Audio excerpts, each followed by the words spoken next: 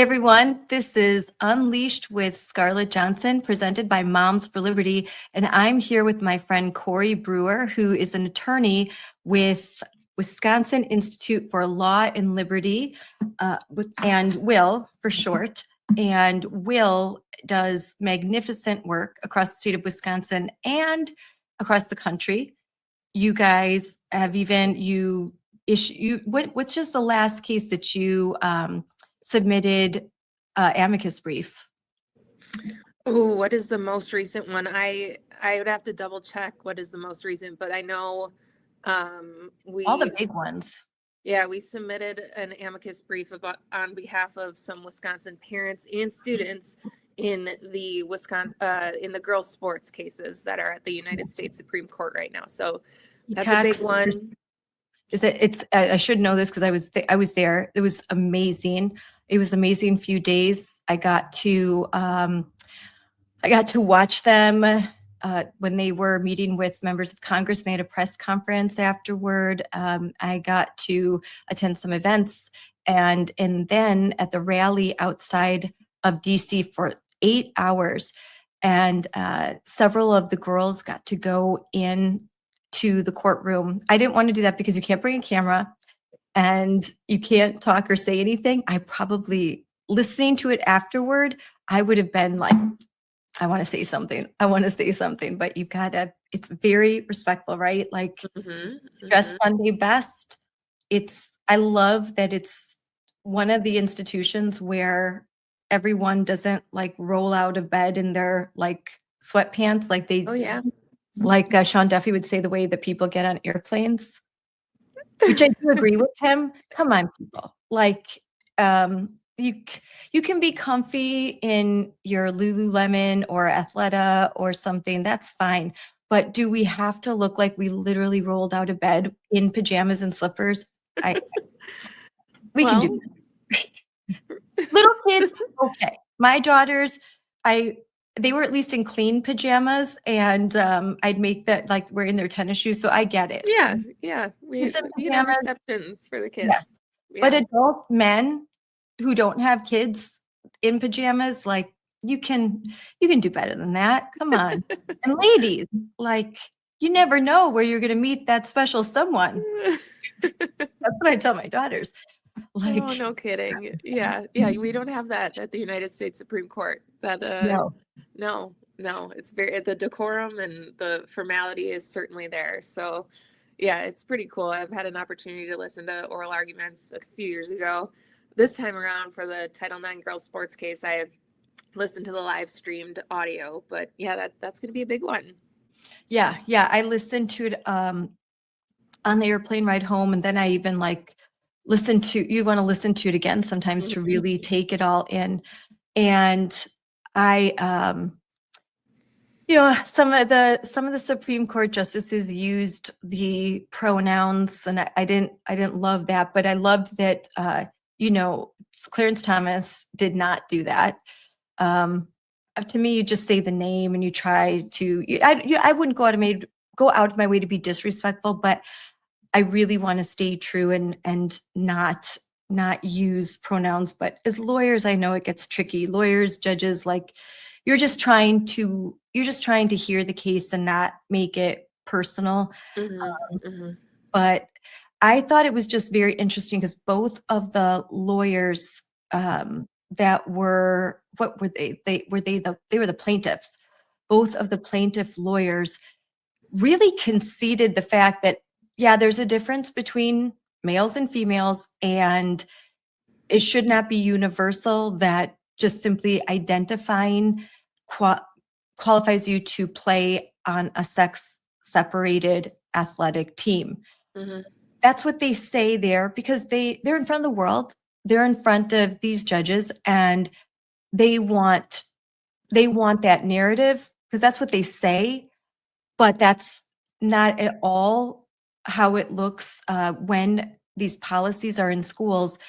The administrators, as you know, in Westosha, in Sun Prairie, how they don't know what to do. So it's a free for all. They aren't sure where the lines are. So they're either they're like a more conservative area in Wisconsin, like Waukesha, where they'll say, no, we are following Title IX. We are following Trump's executive orders. Title IX definition of sex is male and female. We do not allow men in women's bathrooms or boys in women's bathrooms or boys in women's sports, period. They're following, and there's a lot of other school districts like that. And there's Sun Prairie, there's Westosha, there's any school in Madison, in Milwaukee, MPS, where if a boy just says I identify as a female, they're pretty much letting them use the facilities they want to use if they push it, and they'll let them on whatever team that they identify with. And I'm glad you brought up Sun Prairie and Westosha, because those are actually the students that our amicus brief to the United States Supreme Court was on their behalf. And it doesn't have their names, they're minors, so it only includes initials. But those were cases where we submitted federal complaints to the Office for Civil Rights alleging violations of Title IX, which is also Title IX is the legal issue in the West Virginia versus BPJ case. And we represent a group of parents called the Empowered Community Coalition. And we wanted to really get that in front of the court to say, look, this is a real issue that's impacting young girls. And the cases where we're involved aren't specific to athletics, but they're in the locker room. They're in the, changing for gym class, changing after a swim unit in the girls' athletic locker room. And here we have boys in the girls' spaces in schools. These are young girls. And where are the adults? Where are the administrators that are protecting their privacy? And I'm hoping we get some clarity from the highest court here to, support these girls and their athletics, but also in their private spaces too. The Sun Prairie case, that first, actually Dan Lunnington, an attorney with Will, and I just found out he's also now a professor. Yes, he teaches at UW-Madison Law. Yep. Now I need to go back and finish my law degree. I hear his class is very popular. Yeah. LSAT, I did 1 year, had my son. I was always going to go back, and then I had 4 more kids. But I'd have to do the LSAT over and start right from the beginning. At this point, I'm like, I'll tell. When I went to Marquette, we had in my law class, there was a woman who was 72 getting her law degree. And she was a grandmother, and she just said, I've always wanted to do this, and I've decided to do it. So there's still a chance. There is a chance. Yes. You never know. I haven't forgotten how to read the case. I might forget, oh God, the thought of taking the law school exams. Because in law school, I don't know, people probably don't know this, but at least that's the way it was, especially with criminal law, constitutional law. Like, you had one test. It was there's like a tiny participation grade where they were still doing the Scott Turow, Socratic method. So you lived in fear until they called you, and then you thought, okay, they won't call me again for a little while. But where you kind of get grilled, and you have to prepare, and you're just scared to be called on. But you have one test. That's your whole grade, one test, and no pressure. Yeah. No pressure. But but it was fun. Mock trial. I would throw up every time I was about to have to speak in mock trial. That's that I hated public speaking. Believe it or not. I was so afraid to speak publicly and so nervous. I would get really sick. So I think I'd rock it now. There you go. You gotta just power through it, get that practice. And what made you decide to go to law school? What? Oh, my story is a little interesting, maybe not to some, but I don't have any attorneys in my family. What sparked the idea for me was, this is a little silly, but TV shows and movies. I wanted to be a judge. I thought, you know what, that looks fun. It looks like something I would enjoy. So I shadowed a couple attorneys in my community and thought, okay, I could see myself doing this, as a day-to-day kind of career. So I went to law school and didn't know exactly what area of the law I would want to practice in. So got a few years in, litigation, some personal injury, medical malpractice, different types of litigation, great experience. And then ended up here. I've been here for almost 4 years now doing constitutional law, administrative. And then for me, it's with a focus on K-12 education. So why did you think I want to work at Will? You wanted to do some good? Did you want to work in public service? I know there's a need. My Lord, there is a need. We need more and more and more attorneys because the left has so many. Yeah, I've always had an interest in the area of constitutional law. I also love my home state of Wisconsin. I thought that if I wanted to do this type of law, I would have to move to Washington, D.C. or go somewhere else. So to have the opportunity not only to practice in this area, where we're talking about First Amendment freedoms, equal protection, Title IX, these very, very important and impactful issues, and especially in K-12 education, parents' rights. I mean, there's just so much going on right now, and as a mom of 4 now, it's even more meaningful, I think, trying to give kids, school choice, give them the best opportunity at an education. So to have Will here in Wisconsin, that has a Wisconsin impact, but also kind of a national presence, has just been a blessing, just such a good opportunity for me. But also I hope that what I'm doing, is having an impact for others as well. I always wanted to be a lawyer, so it was like not a ballerina. Although I did want to be a solid gold dancer for a little bit, like because when I was a little girl, I loved dance. But because I think my dad was Marine and very political. Like he watched the news, loved Reagan. Took me to the 1984 when I was little. I don't really remember it, but there's pictures and even some Reagan Bush signs, 1984.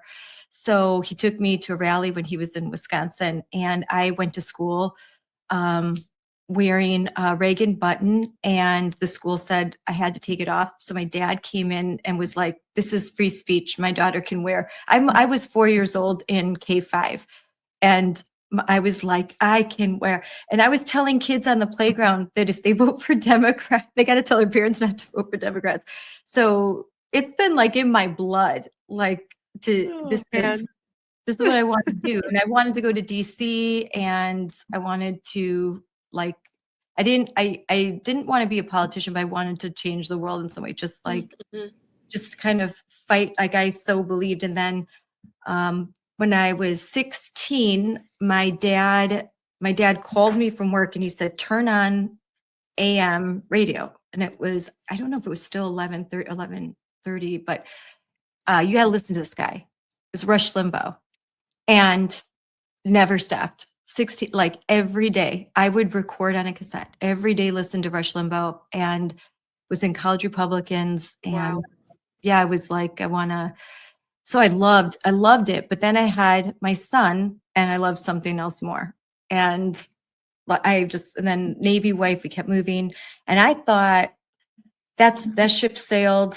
I'll never be in DC. I'll never get involved in politics. So I'll just, be a mom. And I always listened and always talked. And my son, when he was 3, would say Rush Limbaugh and all that. But here you go. And this is what second act. Now my kids are older, and I'm in DC.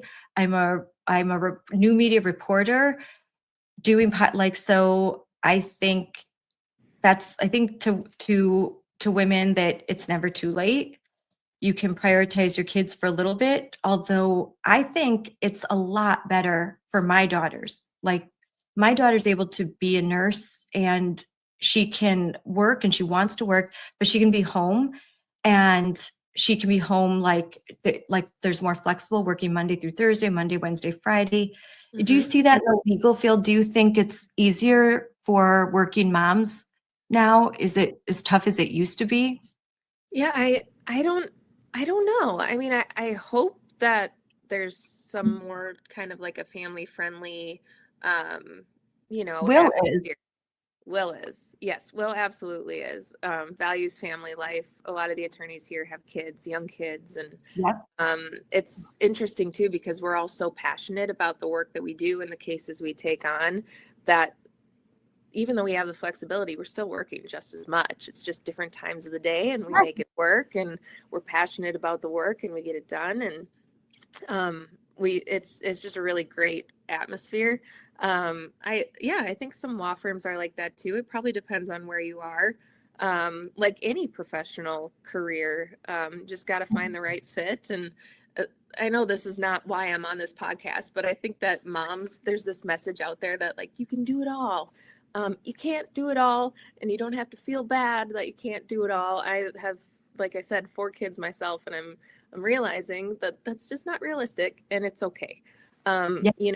Be there for your kids. You want to do the best that you can for them, but if there's a career you love, then do that too. And I Yes. think, you want it to be fulfilling and feel meaningful as much as possible. There's different paths to get to the same place. I took a different path to, and I really appreciate what I do. I think I have some experience that a 20-year-old doesn't have. But to what I'd say, if you're in your 20s and worried, I really want to get married and have kids, but I should wait to have kids till I'm like 35. Don't do that because your body is not going to work with you with that always. Have kids and find a way, like life finds a way. If you're passionate about something, you'll find a way. You just be diligent, try and find a place where it can be friendly. If you have to take some time off, take some time off and then go back in. There's kind of this wasn't the direction I was going to go, but it's when I look at what's happening in Minnesota, when I see the demographic of folks, of mostly women that are on the far left. I'm not trying to say Democrat, Republican. I'm saying so far left that there's this message that don't get married, don't have kids. It's like it's a jail sentence. And the view, just a view of just a devalued view of life, and also a denial of, I think, kind of your feminine instincts to want your maternal instincts, and they're being transferred the wrong place. But I think we do, as conservatives, need to talk about these things more. Talk about, as women, that we have kids. You have very young kids, and you're happy, you're married, and you have beautiful children. You're doing a job that you love. That this isn't some oppressive patriarchy where we all have to stay home and Yeah. that's not the male. Our husbands who are conservative are not like all these oppressive jerks. It's this, to defy that character and to talk about things more, and I love that Will is a free speech organization that fights for the traditional values of Western civilization. I wouldn't say they're not far right. They are not. They're not trying. Will's not ideological, just constitutional. And yeah, we're a nonpartisan organization. One of the things I really appreciate, and I have ever since I've been working here and even following Will before that, is how committed we are, and especially our founder and president, Rick Essenberg, yes, just the commitment to the rule of law and constitutional principles. I have so much respect for him for that. That he's willing to say something unpopular. That to me is the biggest sign of integrity. You may not agree with it, but he's going to say what he believes to be true with his experience, which is extensive regarding the law. Like it or leave it, he's a constitutionalist and a free speech absolutist. And I respect that a lot. Yeah. Likewise. And I think that's really important in this day and age, is to go back to the law. It's not the most fun thing to do. And it, like you said, it's not always the most popular, but I think that's where the common ground is. That is where just being reasonable. And, you know, this Constitution is there for a reason. We've had it for this long. You know, we're coming up on the, let's see if I can say this right, semi-quincentennial of our country, right? So Right. I think going back to those constitutional principles is key, and it's always the center of our mission in all of the cases and matters that we get involved in. Now, I want to talk about a story that just went viral for you. And did Pat Garrett put together the video that was on YouTube? Oh, that was our storyteller, Katarina Velasquez. But yes, our comms director, Pat, was part of it too.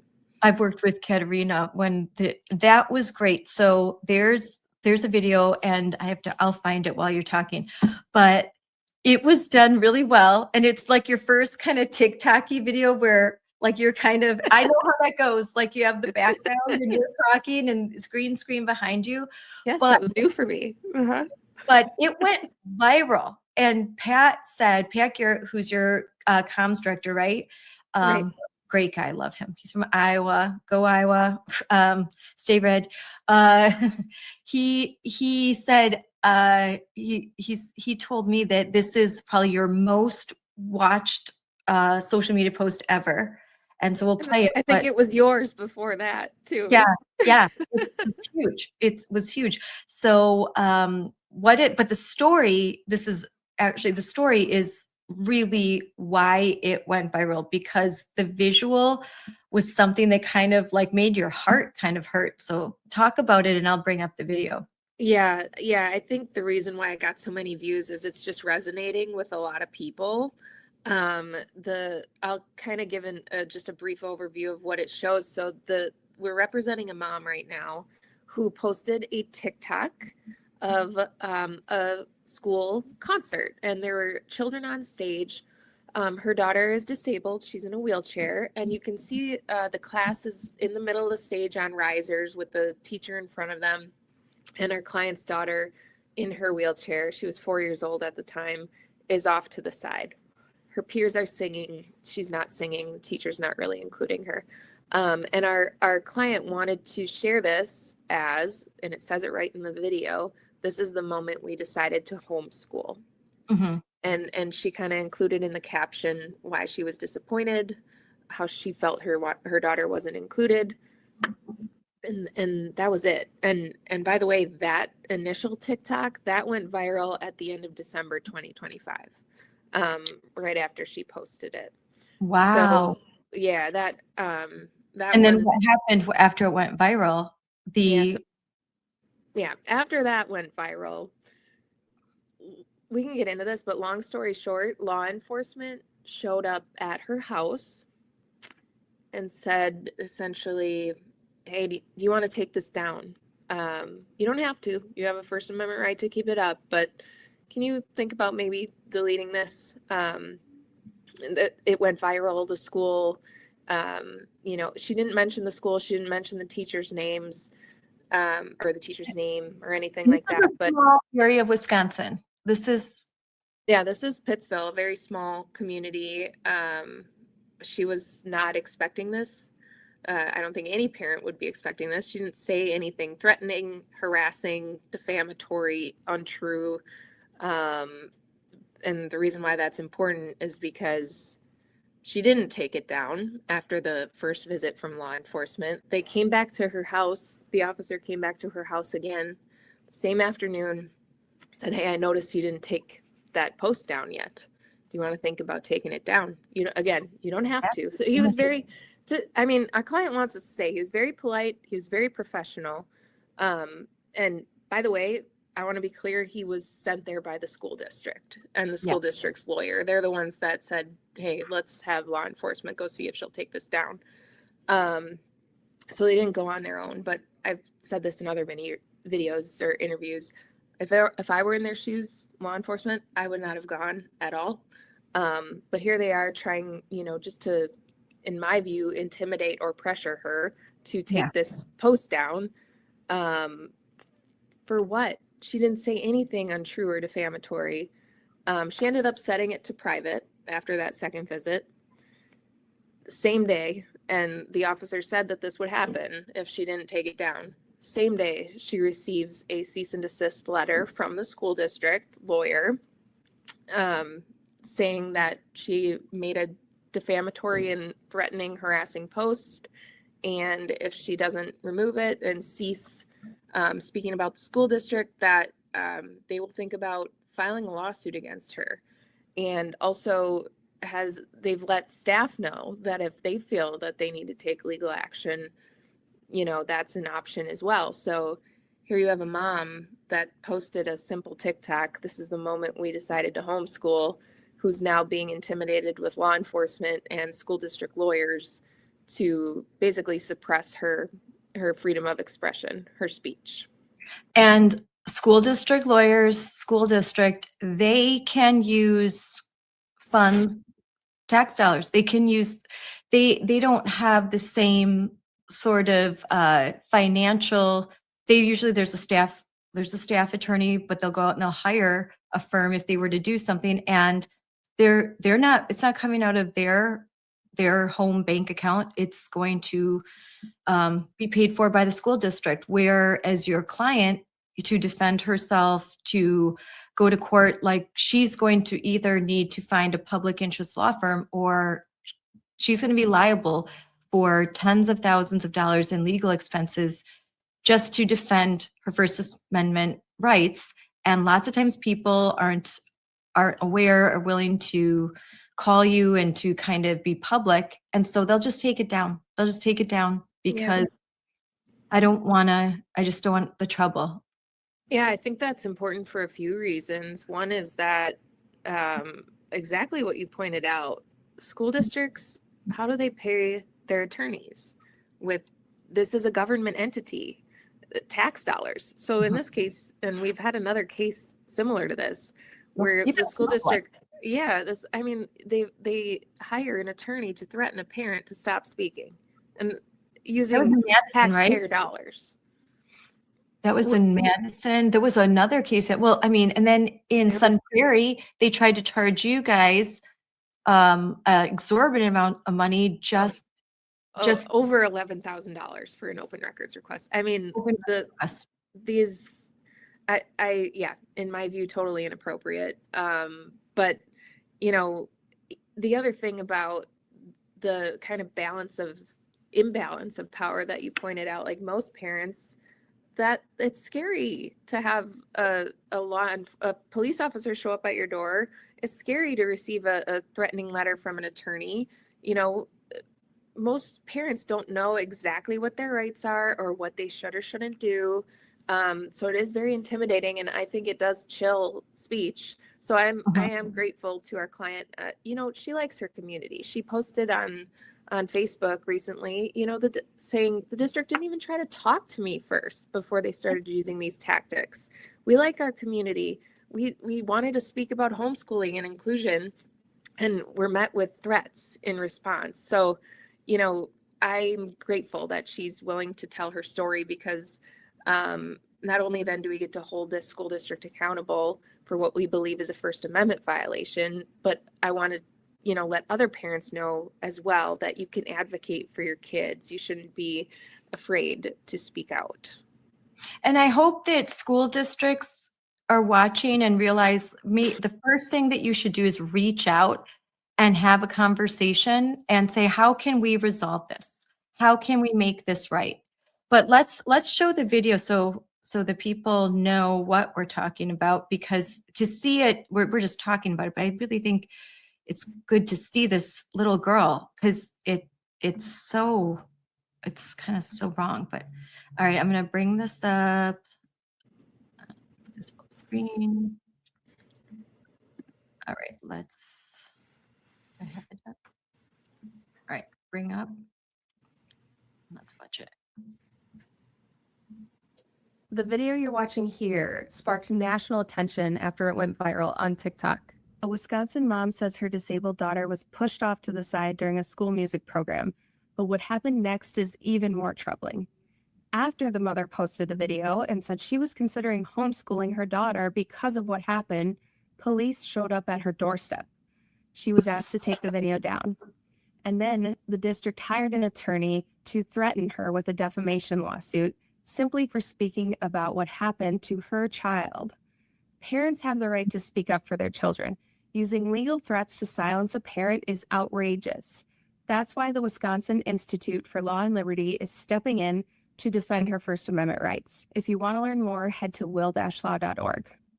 So that, like, you can see the little girl, that's like just sweet little girl there, kind of off to the side. And my gosh, if it was me,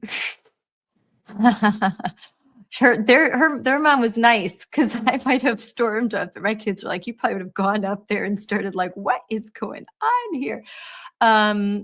She's just a little girl, and just put off to the side and not felt included. And I'm sure that wasn't the first incident. I don't, without knowing the facts, I would bet that mom, those parents can say, we've had issues, and this was kind of the last straw for us. And there are a lot of parents across this country and in Wisconsin that their kids with special needs, those needs are not being met. And there's a lot of reasons why, but it needs to change. And she's just saying, if you can't meet my child's needs, then I may have to just homeschool, because someone has to do this. And I'm the parent, and I'm going to take on that role if you're not going to do it. And as you and I both know, there is a lot of funding allotted for special needs. I've done the research in Wisconsin, and under Evers, it has probably more than quadrupled the amount of dollars that are supposed to be spent, federal, state. And yet, time and time again, all I hear from parents with kids of special needs is how the teachers are overwhelmed, they're understaffed. I just talked with a para and a special needs teacher that told me things that are absolutely shocking. I'm waiting to talk more about that until she's more comfortable. But needless to say, she is 20 years special ed teacher, and the things that she was communicating to me, and she is in a suburban school district that has adequate funding. She's ready to blow the whistle, and I've actually told her to call you, because she is seeing violations of state and federal law all the time with kids with special needs. Mm-hmm. She's even being told to not report, that she thinks that these are kids that need more testing, and they're basically saying, no, don't do that. Like, don't report kids. Don't tell the parents. Don't tell the parents, because if the parents find out, then they're going to advocate. And this is from admin. So this is happening. It's real. And we need to address it. This is a nonpartisan issue. Democrats and Republicans should come together and really get to the bottom of what's going on with special education in Wisconsin and across the country.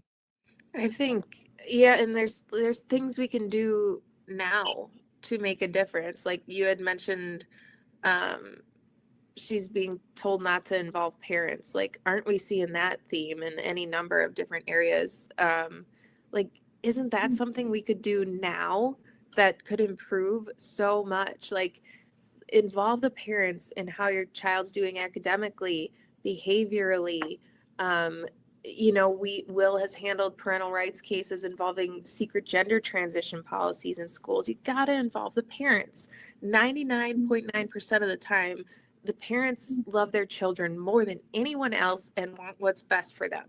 To have a policy that defaults to the side of having them uninformed or not telling them how their child is actually doing, it's wrong legally and morally, in my opinion. And I think most teachers actually would love to communicate more with the parents and have a good relationship with the parents. And most parents in turn generally really like their children's classroom teachers. So there's this opportunity here to have it be less adversarial, more collaborative, more communication. You don't have to change any laws for that to happen. You might have to change some local policies where teachers are directed not to speak and communicate with the parents. But that's kind of like an overarching theme, you know, whether you're talking about special education or just overall communication with districts and parents. That's one thing that I think could be really, really improved now without any change in the law. So I'm going to put you in contact because this teacher, she's a veteran. She's amazing. And she said that she told me, we were with our Moms for Liberty group, and she came, and she was like, I'm so happy to be here. I have, I have somewhere to talk and to tell you what's happening. She said that she's like, you know what? I've decided I'm going to probably lose my job, but I'm going to tell the parents. I said, if you lose I have attorneys for you.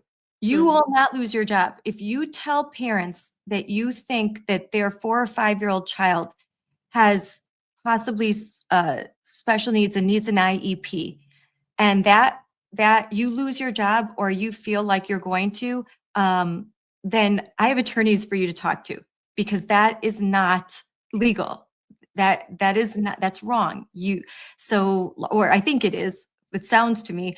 And that's why we need the Wisconsin Institute for Law and Liberty. Every state needs something like this because, and she's a teacher. She didn't know. She said, you know what? I'm just going to have to lose my job. And I was like, heck no, you don't need to lose your job for doing your job. You are a mandatory reporter. It is your job. You are a special ed teacher. If you see something, even if you maybe you're wrong, but you have to go with your instincts that have been honed for the last 20, 25 years of working with kids. And you shouldn't feel like you can't do that. And then another teacher was there and said, I wish I didn't have to join my union. And I'm like, we're in Wisconsin. You don't have to join your union. She said, I don't. I mean, Cory, yeah, that's a whole other issue, isn't it? Oh my goodness. Yeah. I'm like, can I put you in touch with Teacher Freedom Alliance? They're going to have this big convention. Yeah. And she's like, can I see the website? And I sent it to her and she said, I'm going to send this to all the other teachers. She said, are they partisan? I'm like, they're nonpartisan. Now, listen, you'll see a lot of conservatives there, but spread the word. There's no litmus test. You don't have to bring a photo. You're not supposed to take a photo of how you vote, but you don't have to be a card carrying Republican. This is just team sanity, and we all want a good education. One of my daughters goes to Mequon-Thiensville Public School, and I can guarantee you most of her teachers, we are not ideologically aligned, and they are good teachers. I have a good relationship with them, and I think the school has improved greatly over the last 5 or 6 years. And I would like to say that I have had a hand in that, but with a lot of other parents. And it started off sometimes bad. I ran for school board and lost, but I didn't stop. And I decided to not be so overt and to try to just talk and show them that I'm just a parent who cares about my kids. And if you care about the kids you're teaching to, then we've got a lot in common. And it's going very well. So I think we can't come into these relationships in an adversarial way. You have to be willing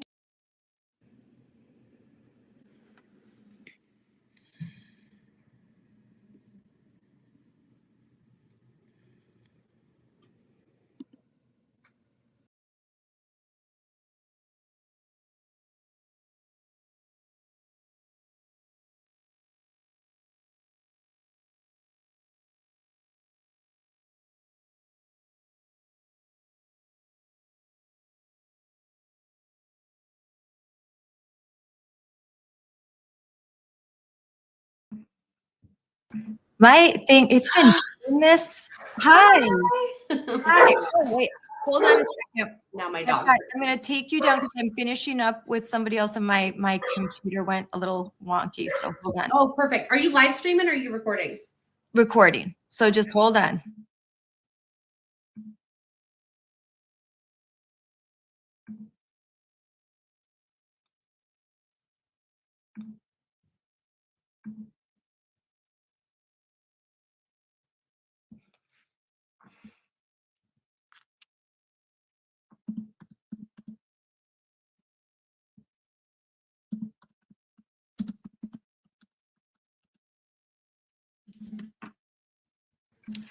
This has been doing this. I think I told my husband I'm going to go today. I think I have to get a new computer. My storage, I have to delete storage. It's like, I think it's at capacity and now it's doing some wonky stuff. Yeah. Anyway, so we can finish up I will start the recording again. I don't even know where I left off, but it doesn't have to be adversarial. So yes. your response to that and I'll get, all right, here we go. Okay.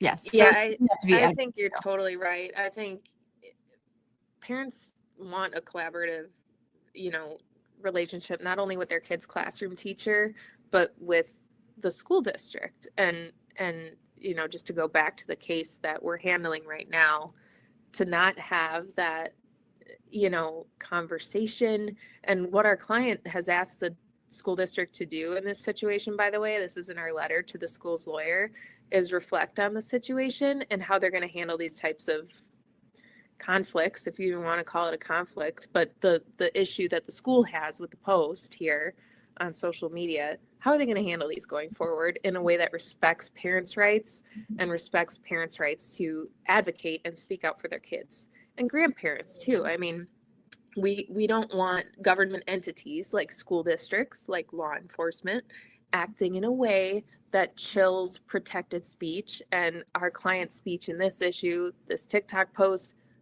plainly protected by the First Amendment. So that's why Will is involved. And what we're hoping for is that they drop this legal threat against our client.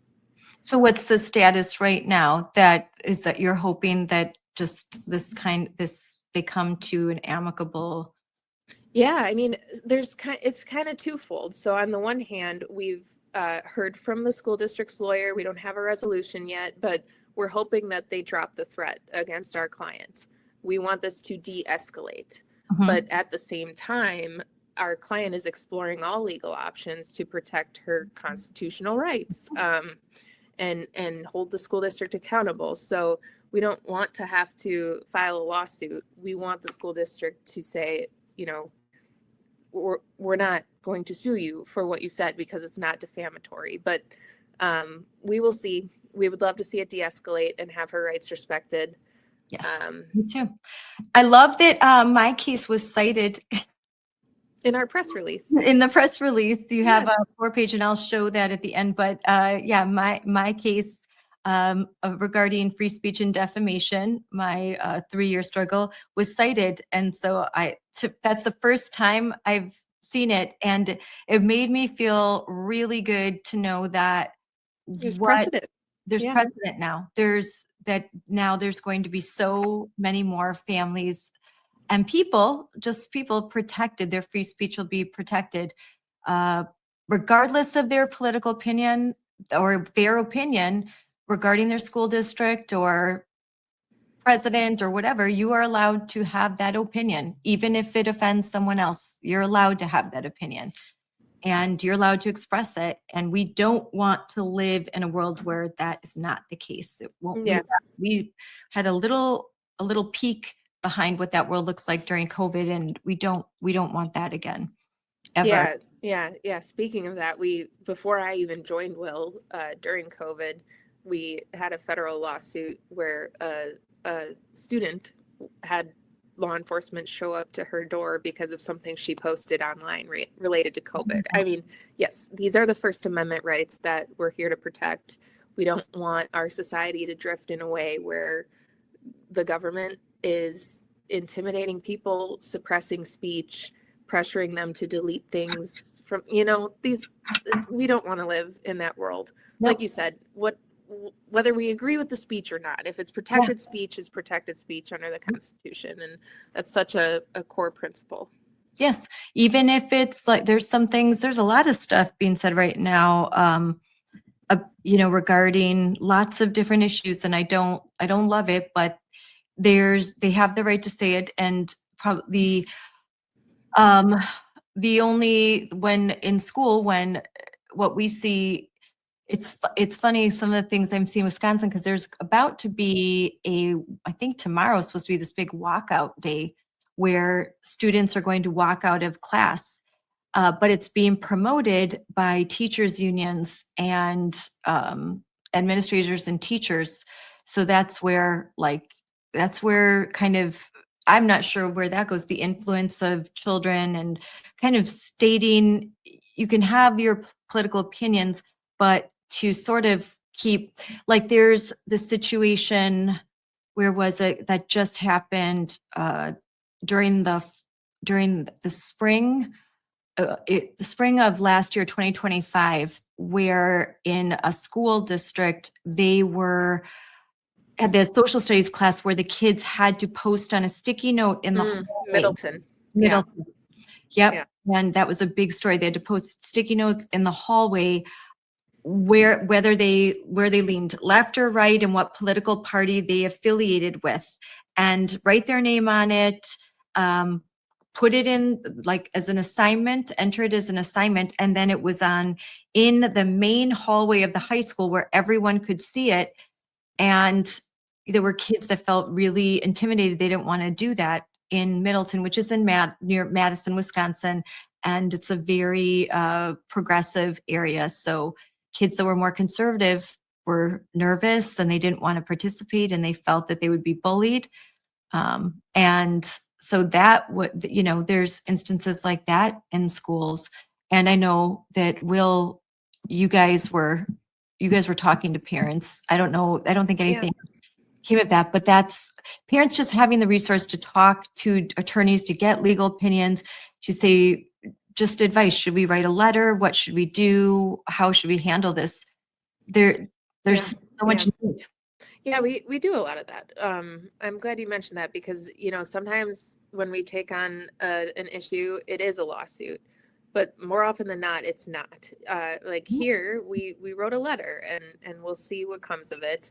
Other instances, someone might contact us and we'll make a recommendation or say, well, here's something you could do on your own. Here's where you want to look. Here's another referral for you for more resources. So we're happy to help out as much as we can with those types of things as well. But I mean, on the issue of, like, frankly, there's indoctrination going on in our classrooms. I don't think anyone's going to really, deny that.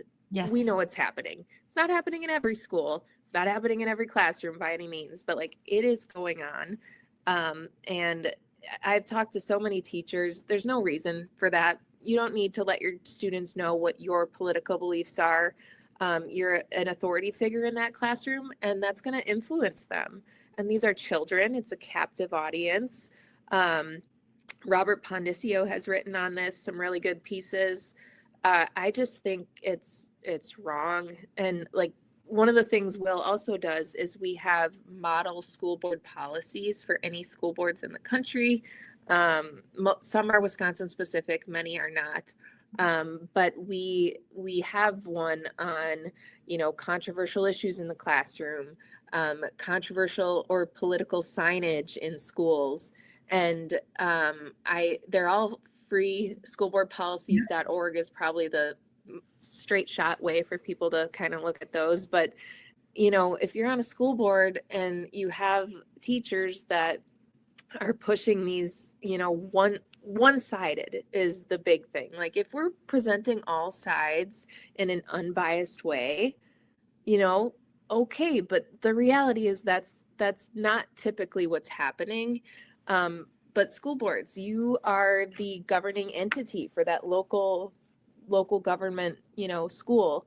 And you can put some guardrails on this and make sure that, we want our kids to be learning how to read and write and do math. And and you have authority to kind of rein in some of those I'll say distractions. Yes. You also will advocate for legislation, like I have up here, bills, and that's so whether you're in Wisconsin or outside, you can look at model policy, and through that could kind of help elected officials to draft legally,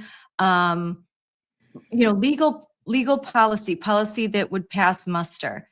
And then parents can look at this and see if they want to advocate for certain policies. They can go to Will, and you're working with some other organizations like Southeastern Legal Foundation and Defending Ed and a lot of other nonprofit organizations in the whole education parental rights ecosystem. Help them to advocate for the policies that you can say when you go to your school board meeting or you go to testify.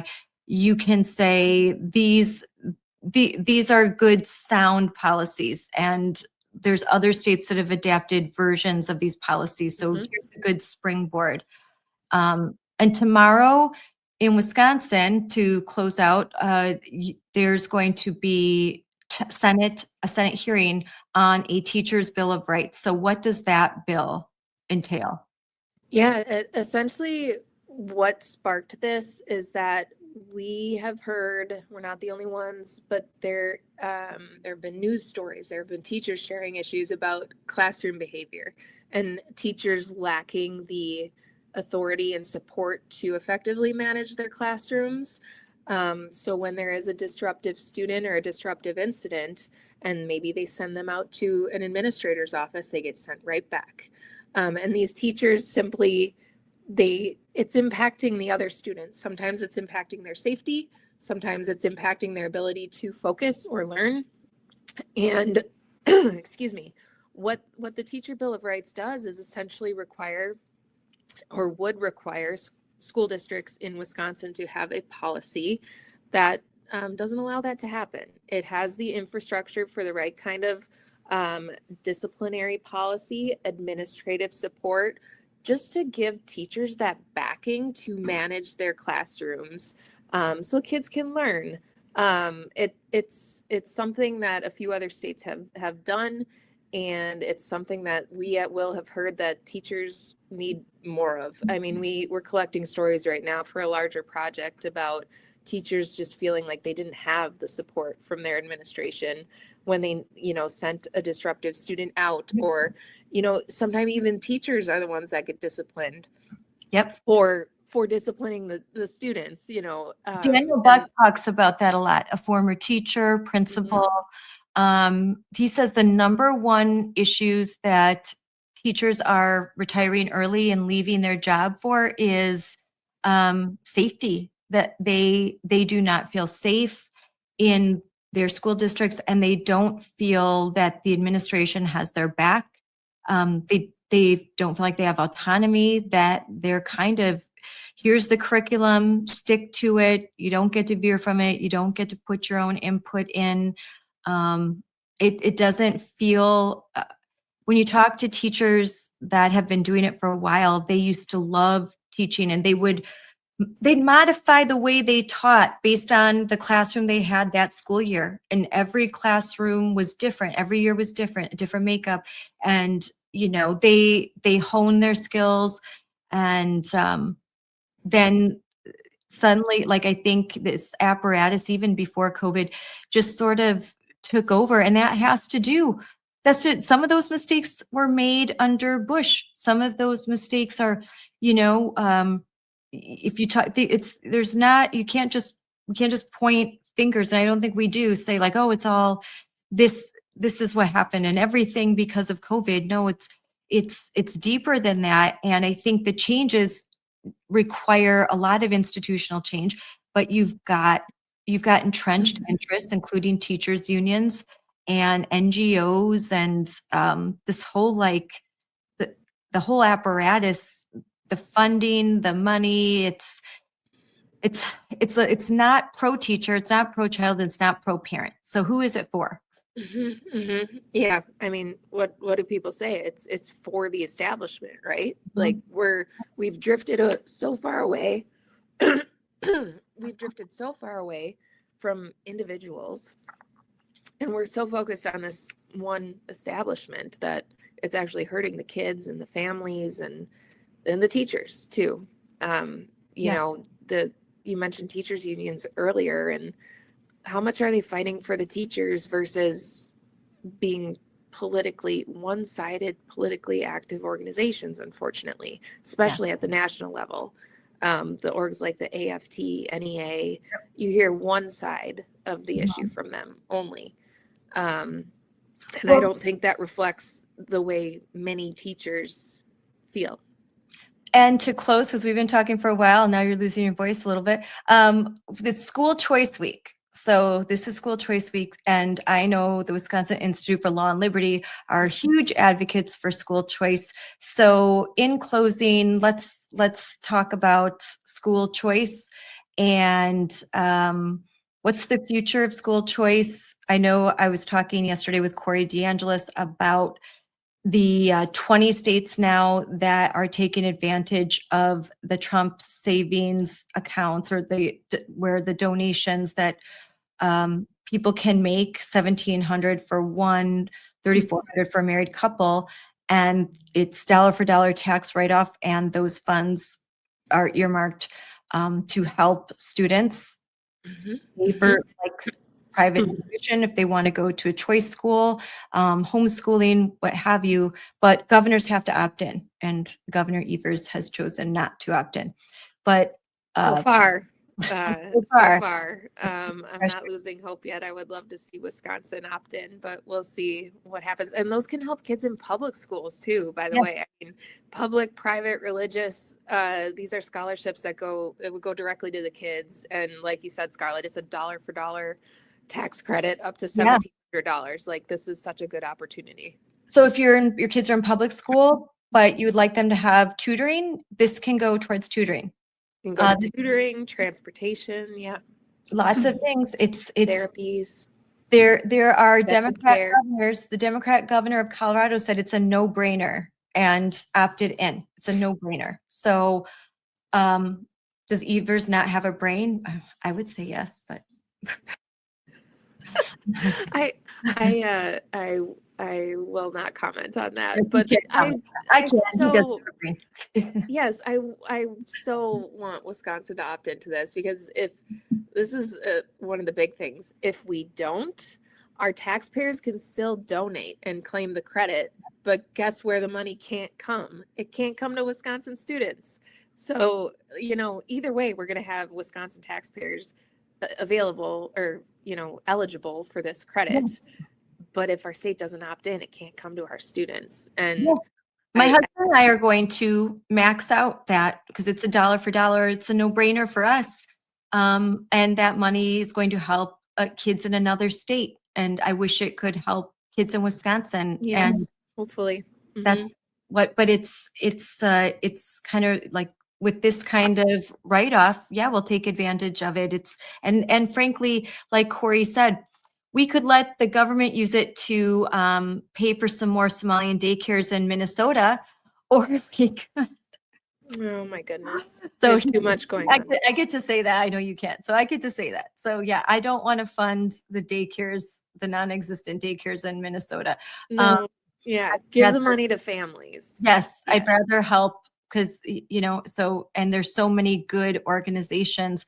It would be great if Wisconsin School Choice could be one of those organizations, and schools. The other that I'll end, because we're getting at the hour, but what I learned is that if you already are a recipient of school choice dollars, like in Wisconsin, we do have a choice program. It's limited, but we have one. You can still get these other federal dollars, and it's just added. So totally separate. Separate. So you can still you can receive that money that you get if you qualify for this Wisconsin school choice program. And in addition, unlike if something happens with the government, they'll just take it away. This money you can have in addition. So yeah, and the other thing, I apologize if you talked about this already yesterday, but our state choice program, private school parental choice program, is income limited, and it's based on the federal poverty level. It's quite low in terms of who's eligible to get those, be in that program.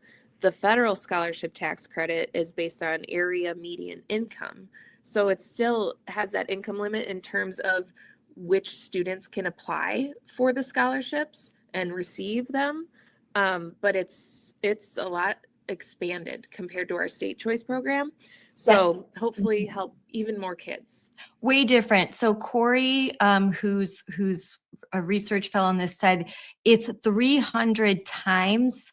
It's like some number, and basically where he lives in Texas, he's figured the median income was like 258,000. That means Most families, yeah. Yeah, a heck of a lot of families. Mhm. So this is not just low income. This is going to be middle class where there's two parents working, they're still going to qualify. And I really appreciate that, because I think school choice should be more universal. And there's a lot of suburban parents that cannot afford private school, or they could use little help. And this would be really helpful for them, especially considering when you look at the NAEP scores. And in Wisconsin, the proficiency scores are considered like they're doing cheerleading. They're literally just jumping if you exceed expectations, which means 50% of the kids in your district can read at grade level. That, to me, 50 is a F. That's failing. 90% is like an A minus. That's good. 95%, 50%, 60%. That's not good. That's unacceptable. But that's exceeded expectations according to I know we have a state Department of Public Instruction that has honestly lowered the bar to make these scores look better. But is that helping children? No. I would say no. And it also doesn't help parents, because it's confusing to know how your kids are actually doing. But Scarlett, if you don't mind, I would like to just mention that Will is going to host our 3rd annual school board summit coming up this spring, Friday, April 24th. So if we have anyone still listening, any school board members out there in Wisconsin, Friday, April 24th, save the date. April 24th. Yes, I've been, and I've attended. These are great. These are great. Thank you. And there's no recording, right? We'll record the sessions. There's no live stream. We don't record the Q&A. So if you want the full information, Q&A, access to all of the speakers, we bring in national speakers. We have all our Will attorneys present and our research director. Some topics on finance, and last year we focused on cell phones. So it'll be the things that we're constantly getting asked about throughout the year that we hope to address for the board members. And when I went last year, I was sitting among a bunch of school board members, and it was a wide variety of political ideology, which was really nice. So come if you're just common sense school board member. You don't have to be Republican, you don't have to be conservative. Just come if you'd like to hear something that's different, that isn't just pure establishment. And if you're interested, I know I talked to a bunch of people that were like, boy, I thought, even when they met me, they were like, I thought everyone told me that basically I was like a demon witch, but they're like, you actually know what you're you care about kids. I'm like, yeah, isn't that interesting? When you meet people and you talk with them, you actually can have a lot in common, probably more in common than you think, especially education. To your point about no recording yet, so Will records the sessions and we'll post them later. But the attendees are encouraged not to, because you can access them later, and we want you to be engaged in asking questions and everything. There's no media at this thing. But we encourage everybody to come here. We've gotten a lot of good feedback, and hopefully we can keep putting things out there that are like things that school board members could implement. Like tomorrow, you go back to your district, you have a few action items and things that can, make a little bit of an improvement at a time and educate you, empower you as a board member for those of us that are listening. But And yes, Friday, April 24th. Network and meet other school board members and find Yes. out how are you dealing with that's probably the Huge. number one thing I see, all the networking, like, oh wait, how did you deal with this situation? Oh, and it's great. And unlike WASB, it's not, oh my gosh, it's not this whole political, like, how do we get more inappropriate books into that school library? It's real issues that matter, that make a difference, and that will make your school district better and make parents happier and teachers happier. And that's what you want in the end. And fiscal responsibility, all of those things. So I think, April 24th. So put it in the calendars. And if you send me any graphic, I'll post it. Oh, yes, I will do that right after this. Thank you so much. Well, thanks for coming on, Cory. Maybe I'll see you tomorrow if I can make it to Madison. I will try. Yeah, let me know. That would be great. Okay, bye. Okay. Bye. Have a good day.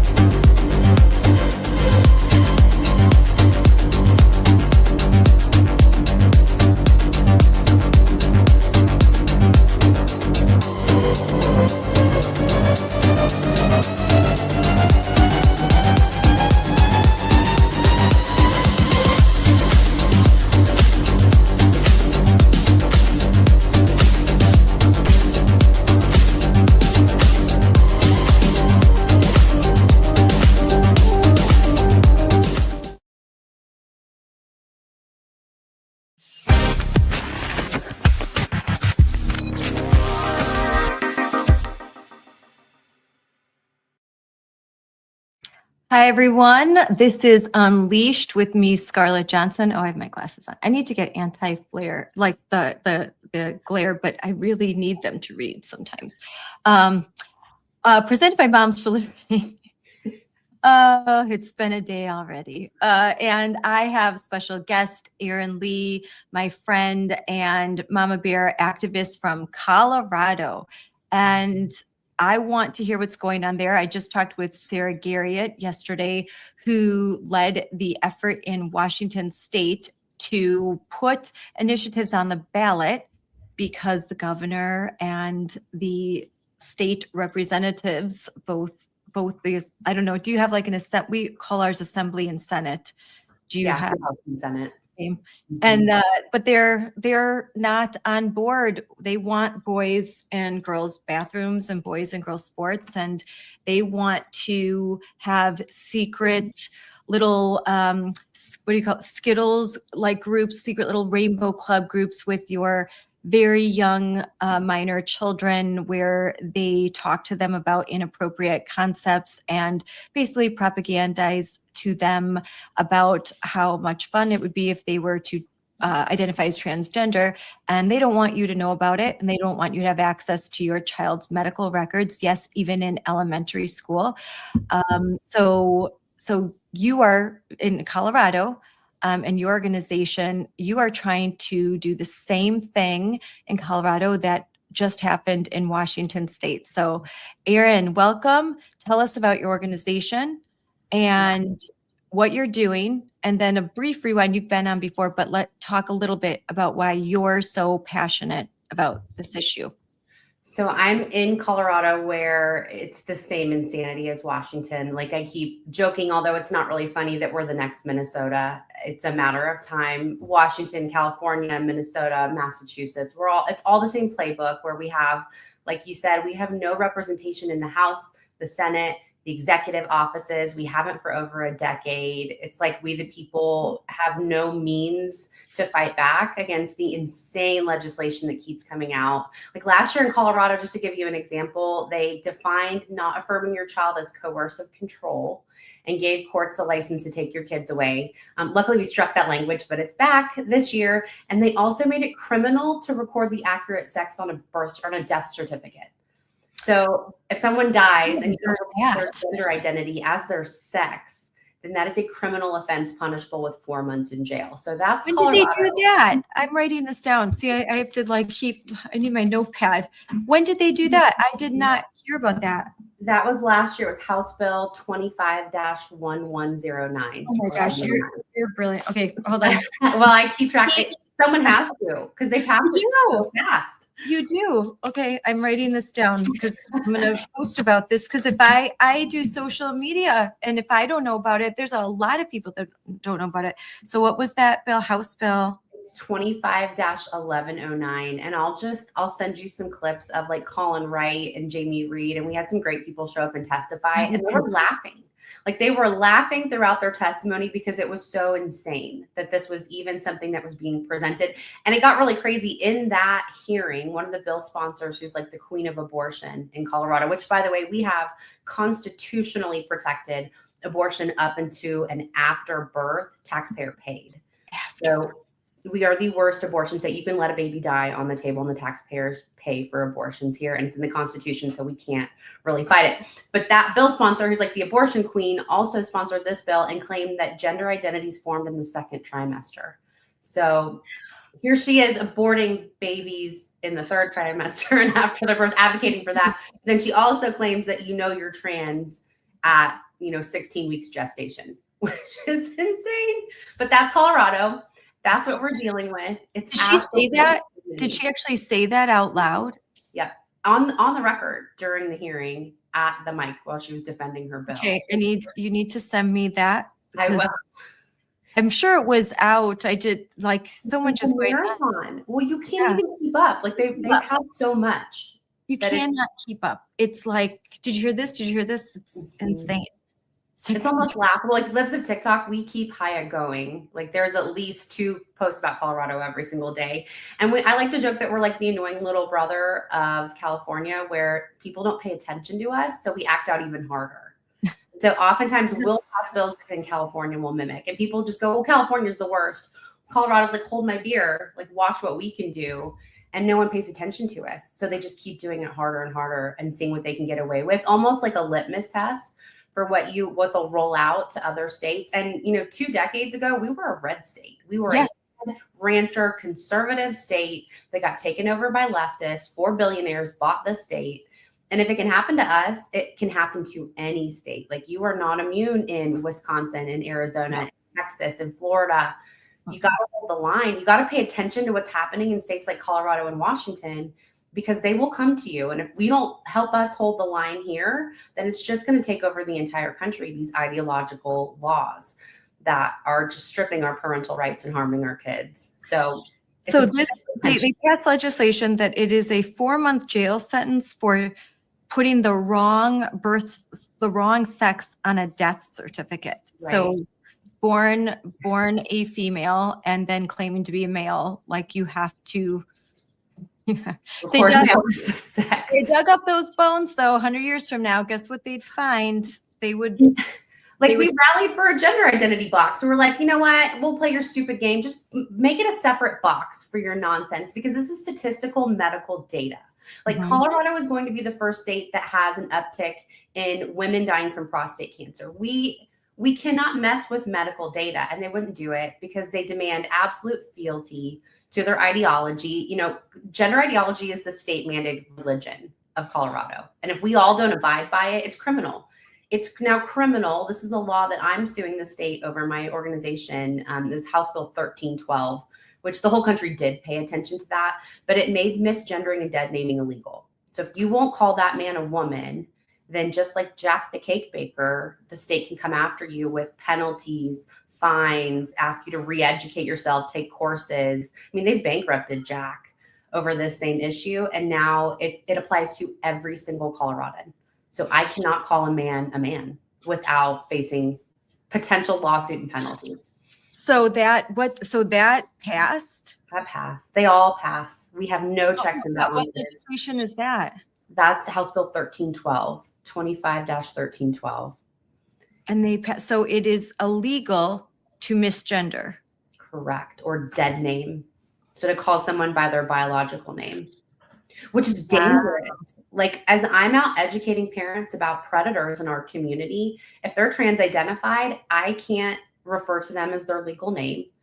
And therefore, their criminal history is erased. We also have a bill, get this, they called it Tierra's Law. Tierra is a pimp. He pimps out children to dance sexually, like drag shows with children performers. So they named it Tierra's Law, and it made it so that if you're transgender, you can erase your criminal history. So you can legally change your name, and then all of your felonies they're expunged essentially, because unless you have someone's social security number, you can't look them up. What is the reasoning behind that? It's all about dignity of transgenders, respect for their identity. They have so many protections. It's unconstitutional for them to continue to pass these protections for trans identified people that the rest of us don't have. So transgender is a super identity. You have more rights. Right. Like you have extra rights. Extra rights that aren't in the Constitution. You have rights that which I find interesting, because for those that are interested in the Oppression Olympics, more rights than if you're Black, if you're Hispanic, you're transgender, you've got those extra super rights, because I know there's not a law that says if you're Hispanic and you get to erase your criminal history, or if you're Black, you get to erase your criminal history. But if you identify as trans, I mean, that would be, for a bad actor, that might be a good gig to like just identify as trans and get your whole record erased if you just identify. And then, hey, that's kind of that would be something that a criminal mind would easily manipulate. It's already happening in prisons. When we hear all these stories of women, inmates being raped by trans identified men, of course the men want to get out of the men's prison and go in with the women, and then they're raping and impregnating women. These are criminals who are using the system of trans identification to get into the women's prisons. It's already happening. It's not surprising. This is insane. Get this one. So like, trans is the sacred cow of Colorado. They passed a law last year. It's 1309, House Bill 25-1309, that forces private insurance companies to pay for any procedure that any one behavioral therapist deems medically necessary for trans identified people. So if you go to one counselor and the counselor says, oh, you're trans, you need, and they explicitly listed these things: breast implants, blepharoplasty, skin tightening, hair implants, full phalloplasties, hormones, wrong sex hormones. So a woman whose hormones are off balance, who needs testosterone to rebalance, has to pay for it out of pocket. But a man who wants estrogen, covered 100%. Or a woman who had breast removal because of breast cancer and needs reconstruction, she is not guaranteed coverage. But a man who wants breast implants, 100% guaranteed coverage. We're paying for it. And our state even put in a slush fund for tax dollars. So in anticipation of Trump saying we're not giving Medicaid funds for these procedures anymore, they created a slush fund to make sure that our state tax dollars are going towards trans procedures. So again, special rights that the rest of us don't have. So in a reaction to, I think it was late December, HHS, NIH, they had a press conference. You were there, right? Were you at those press conference? No, I wasn't. You weren't. Okay. Sometimes everyone thinks I was at things too, when because they had a lot of things.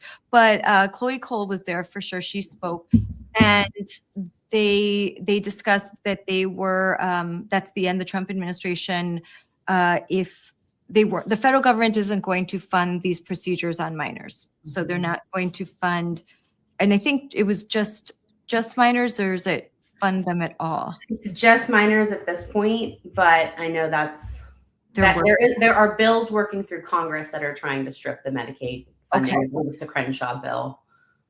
Okay, the It Crenshaw. now sits with the Senate for that reason. Oh, All Medicaid funds. yeah, And no. it should be that way. And you know what's crazy about our bill here in Colorado? I can't get breast implants just because I want them and have it covered by private insurance or government insurance. Like, why should their elective procedures be covered? Oh, it's insane. Or again, like hormone therapy that women need after pregnancy. You need hormone balance. Well, you pay out of pocket for that. No, insurance companies do not cover that for women. Now they have to cover it for men. Wrong sex hormones. And we tried to push an amendment that put wrong sex hormones. Wrong sex. Well, sex rejecting. I like that term. Yeah, too. I like sex rejecting. I'm trying to use that more. But wrong sex hormones. Yeah, I like that. Sex rejecting. And there's no age limit.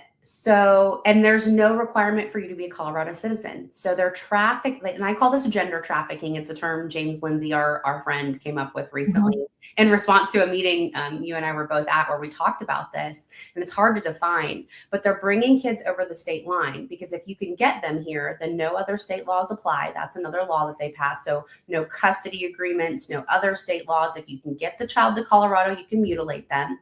It's taxpayer funded and it's done in secret. This bill also took these wrong sex hormones off the drug monitoring program and eliminated all the existing public data. So we don't even know how many kids are being brought here to be chemically castrated, and we're paying for it, and it's done in secret.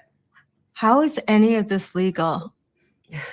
I just don't even, I'm not usually like, I'm like beyond aghast and angry. I'm like, I don't even know what to say. This is all so bad. It seems unbelievable. Like when I go talk in other states, I was just in Florida this past week and people are like, there's no way that's real. And I'm like, here's the numbers of the laws, go look them up. I'm sorry to be the bearer of bad news, but like this is happening. You need to talk about this in Florida. You need, because they can't get complacent. Iowa, you need to talk, all of the red areas South Carolina, where I see really good people, they're very conservative. And when they don't have Democrats to fight, sometimes they end up unfortunately fighting each other. You need to go talk to them and say, there, but for the grace of God, go you. Don't think this can't happen to you. They're trying to put wedges so that you don't vote, you don't get involved, you start to tune out, and then they'll come right in. You think that the barbarians are at the gates, always. And you let your guard down and they're going to climb the walls. It's the orcs of, if you like Lord of the Rings, the orcs are at the walls and they're coming, and you've got to be prepared. But this scares me. And they're deceptive. I, caution people that a lot of these bills that I'm referring to, it's not obvious. It's not like the trans your kids or we'll take them bill. They deceptively name it. They hide the language deep within, page 7, where they know no one's going to pay attention to it. And oftentimes in the case of gender medicine or wrong sex interventions on kids, they hide it in abortion bills. They call it legally protected health care. And so they get all of the liberal and moderate women to vote yes on these things, not understanding at the ballot and in the legislature that they're deceptively including child mutilation into the legislation. It's really deceptive. Yes, this is very. I thought Washington was bad when I was talking to Sarah, and she was telling me they were successful in getting their we call it referendum, but their ballot initiative 2 years ago. And then back then the Washington state legislators, they confirmed it, everything. And then the state superintendent of education basically told all the school districts, you can't implement this. You cannot provide parental rights. You cannot follow this provision that went through all the correct legal processes and was legal. And if you do, I will defund you by 20%, and scared them all. And so they didn't implement it. And then 1 year later, they just gutted that legislation, that initiative. They just had to wait a year. They gutted it. And now they've had to pass it again. They had to get the signatures again. And now it's on the ballot again. And this time they know better. They've got their group, Let's Go with Washington. But she just described, and because I'm not from there, I can't go through. Listen, it's posted. We talked yesterday, and it's on the live streams. But she just went through every time. They just moved the goalposts. They changed the laws. They did things that I'm like, how is this legal? Everything they're doing, it seems just wrong. And I'm not a constitutional law attorney, but this all has to be wrong. And she said, yeah, but to go through the courts, it's years. And so they're just doing illegal things and waiting. They don't care if they're not getting in trouble. There's nothing how can it just be that there's nothing anyone can do? Well, we are with the ballot measures and with the lawsuits. I've had multiple lawsuits against these laws in Colorado. It just takes 5 to 6 years. They know they can get away with it. And in the meantime, it's costly. You have to find people to plaintiff, which is very hard to find people to put their names. Like, to find a parent to fight back against these egregious laws is harder than fighting them. It's the most difficult element of fighting them because people are afraid to put their name on it and to put their money where their mouth is. What do they do to parents and families, like some of what you've gone through? Maybe now here's a good time. Talk about a little bit about what you went through and why it's been challenging, but let's put a positive spin. But look, you're here, you're standing, you're fine. Cause I always like to have the encouragement. Yeah, it might be tough, but you kind of paved the way in some ways so that you forged a path that you've done something no one had done before, but now that you've done it and a few other, it is easier because there's a support system and there are attorneys, and I think that's your goal, right? You're trying to make it easier so more parents can join and they can feel like, yeah, this is hard, but it's not impossible, and you'll be better for it. But go ahead. Well, I know you get that because you've done the same thing where you are, where someone had to step out on a limb and go first. And fear is crippling. I get that, but courage is contagious. And the worst thing that people have done is say bad things about me. I lost my job over it. It was a horrible job. I worked in corporate HR. What a blessing that God closed a door. That it was miserable for me. Like, my career was not enjoyable. So in hindsight, I've lost friends. I've been attacked. We've had home break-ins. I get death threats. People call me horrible names. If you look in the Reddit for my town where I live, Fort Collins, and search me, it's not pretty. People really hate me here. Fine.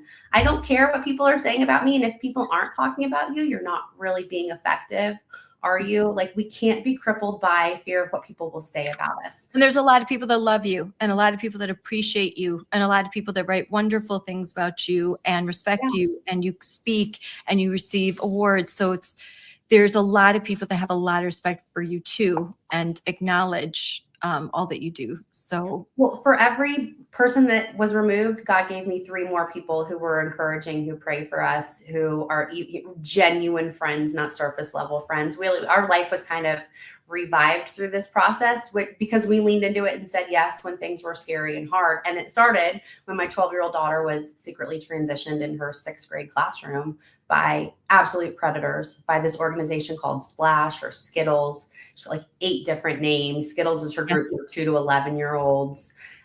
She works for our county health department. She's a foster parent. She's a caseworker. She's got a physical space. She's got a homeless shelter. She's in the libraries. She's a substitute teacher. She is funded by billionaires.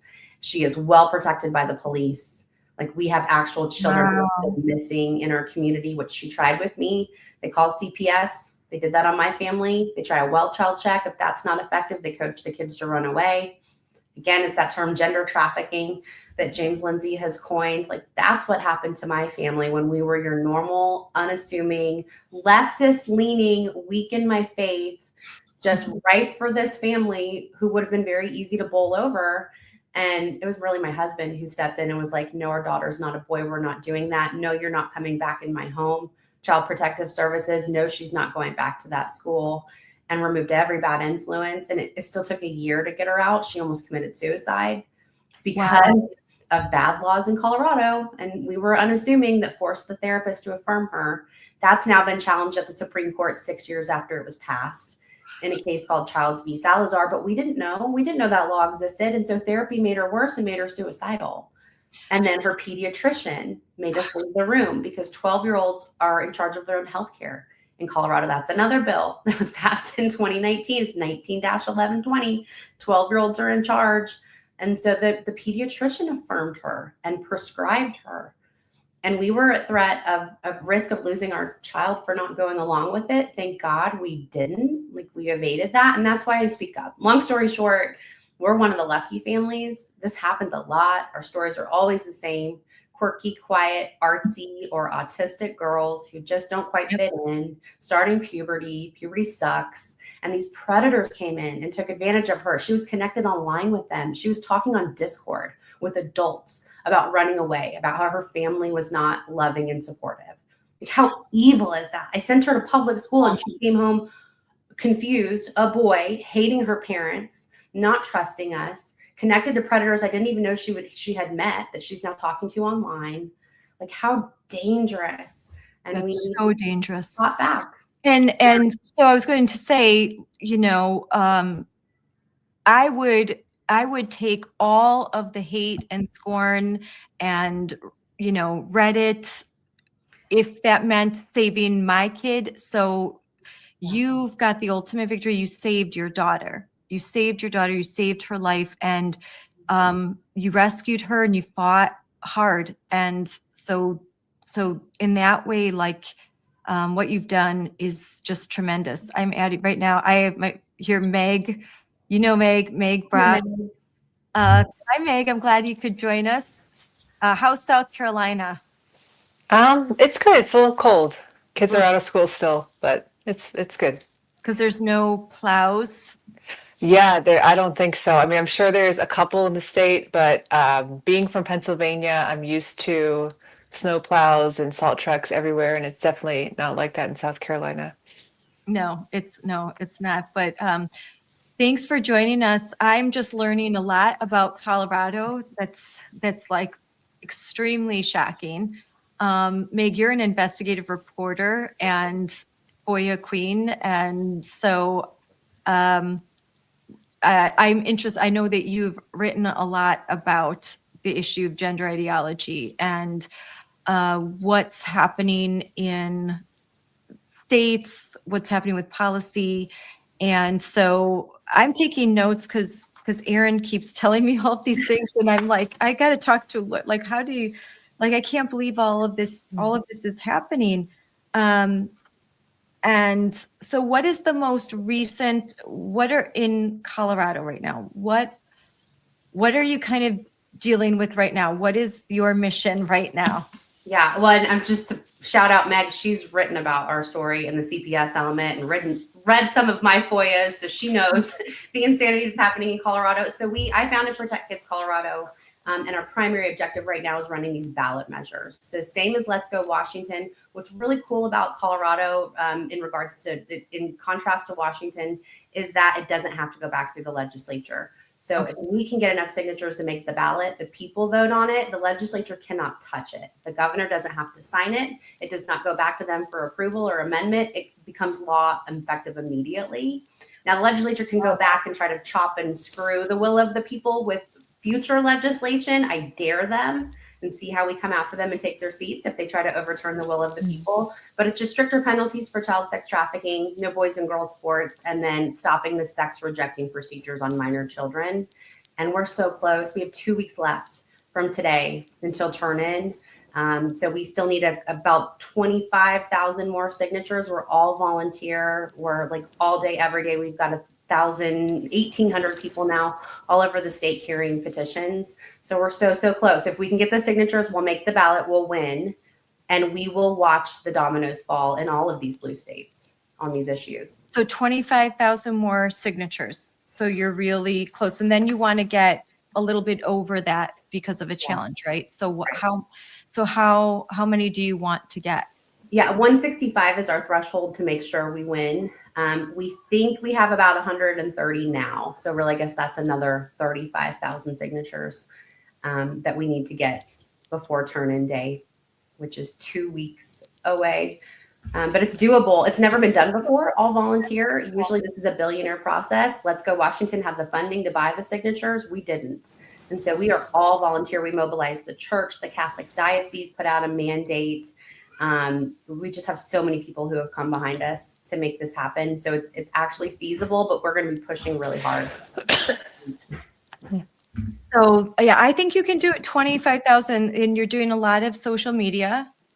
You're trying, and then if you get so what would happen? So you get the signatures, you turn them in, and you have enough. So what would happen next? So it's about a 30-day process for them to discover which one, what percentage they'll invalidate, which is up to 30%. That's why we need to get more than that 125,000 mark.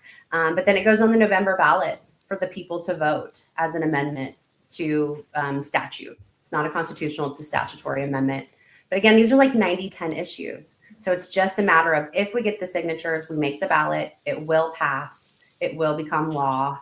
And Colorado will take a huge hit on the chin because much like Washington, they've been in charge for decades, just passing insane law after insane law. No one's checked them on these issues. And this is the only means by which we have to fight back is this ballot measure process, which only half of the states even have. So we're lucky to have it in these blue states like Washington and Colorado. But it would become law effective immediately after the November vote. And I don't think they would be able to overturn it through legislation. So Meg, what have you found in your FOIA research when you've been looking into what's happening with Colorado CPS? What are the things that you've discovered? I mean, I haven't FOIA'd. I've tried to FOIA Colorado. Their FOIA laws are not very favorable. They're a little tough.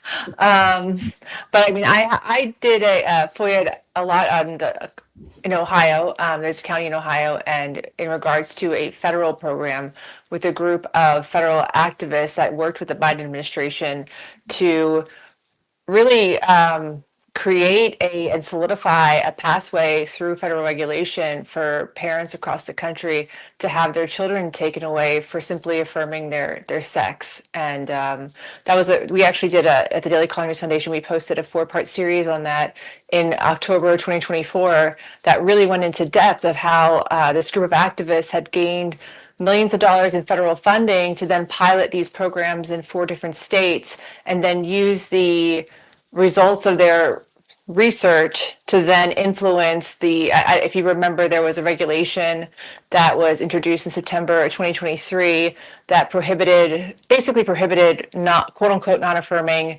families to be foster parents. And built into that was a lot of these other regulations that are ongoing in local CPS agencies that really categorize affirming a child's sex as transphobia, as child abuse. And it's really horrifying when you lift that rock up and see what's underneath.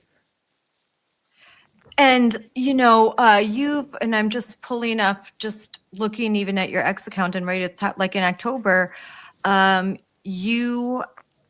took 2 years to obtain almost 2,500 pages of emails from the top gender medicine doctors and revealed that they knew the gender science was shoddy, but pushed these chemical sex changes on kids anyway. I like the term that Erin has used, giving wrong sex hormones and sex rejecting therapy. So even though you can prove, I'm sure, Erin, you've talked about this ad nauseum, even though the science has shown that this is, it's shoddy. We saw in December, we saw Dr. Oz and Dr. Marty, how do you say his last name? I'll say it wrong. McClary. He was one of the doctors that spoke, and then we had Robert Kinney Jr. and there was a couple other doctors, and they said that the science is just, it's completely inconclusive, and that the studies that were done that they didn't even publish because the findings didn't work in the favor of those that support this transgender medicine, especially for minors. So, but yet they persist. Yeah. It's circular. The science doesn't exist because it's WPATH pointing back to WPATH, which is a membership organization. And they're using absolutely debunked scientific method and theories. So it's circular science. It really doesn't even exist. Of course, there's not enough research to support these interventions being life-saving. We know they're not. I've personally experienced that it's the opposite, that the impossible pursuit to change your sex causes suicidality, that mutilating your body irreversibly causes suicidality. It's not non-affirmation. Meg, you're a nurse, you're a registered nurse. Why continue on this path if you're a person like you're in healthcare, like your job is to help people that are sick and make them better? Why do you think they continue?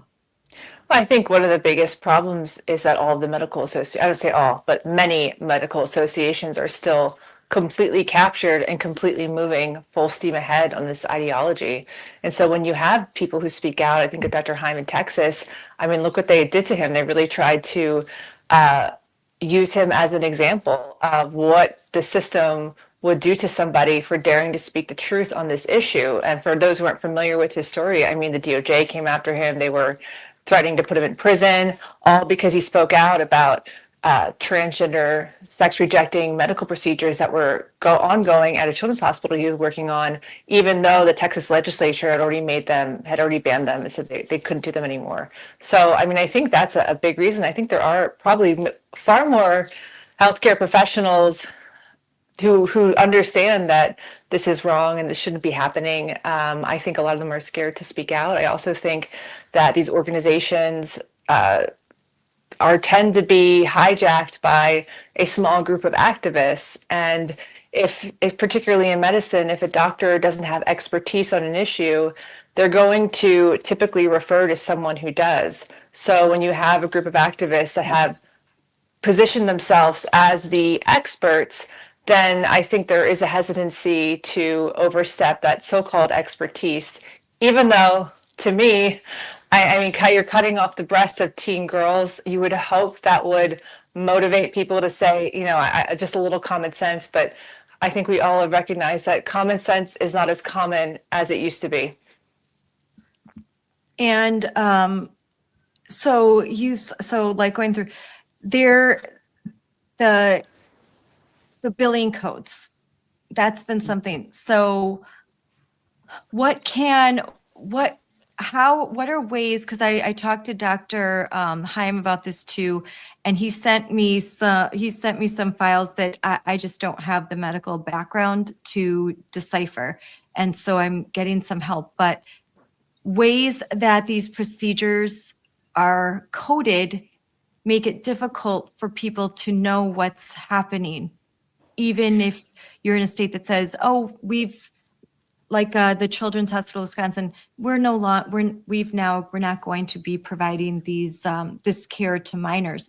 Well, how do you know if some of the coding can be deceptive? Yeah, I think people need to understand billing codes. There's two types of medical billing codes. There's ICD codes and there's CPT codes. ICD codes are diagnostic codes that are published by the World Health Organization. CPT codes are procedural codes that are published by the American Medical Association. And so these codes are used not only for insurance billing, but they also create a large data set that is used with research. So a lot of times if you look at a research study, they'll mention billing codes because that's how they can keep track of things like, for example, precocious puberty. How many examples of precocious puberty or of during COVID cases or whatever, you know, so that's how they're going to track that information. And so what can happen, and the Texas, Ken Paxton down in Texas, the Attorney General down there, has already filed 2 lawsuits against sex rejecting doctors alleging that they were improperly using billing codes. So if there was a child who needed puberty blockers, for example, the only FDA approval for puberty blockers is precocious puberty, which is having an early puberty. Outside of that, it's not FDA approved for use in children. However, it's possible that if if a gender doctor, for example, wants to give a 10-year-old, 11-year-old, a 12-year-old puberty blockers, these medications can cost tens of thousands of dollars. So it's unlikely the child's going to be able to afford them without insurance coverage. So the DOJ is investing gender medicine doctors and hospitals throughout the country and has filed more than 20 subpoenas. Now, most of these subpoenas, many of them are being challenged in court. In some of those court documents, the DOJ has pointed out that they've seen a spike of precocious puberty diagnoses happening at ages 10, 11, 12, 13, and beyond. And why that would raise a red flag is that you're typically not going to see children diagnosed with early puberty at an age when puberty is normally occurring. So for a piece I recently wrote, I spoke to several endocrinologists, and they all seem to agree that, yeah, you're going to probably put a child on precocious puberty blockers for true precocious puberty before ages 8. Yes. So you wouldn't expect a child who is 10 or 11 or 12 going to normal puberty. You're not going to pause that because there's nothing precocious about it. Yeah, 12-year-old is I like 11, 12. That is I menstruated at, I believe, like late 11. So did my mom. That's not considered precocious puberty. That might be a little earlier than some, but precocious is like 8.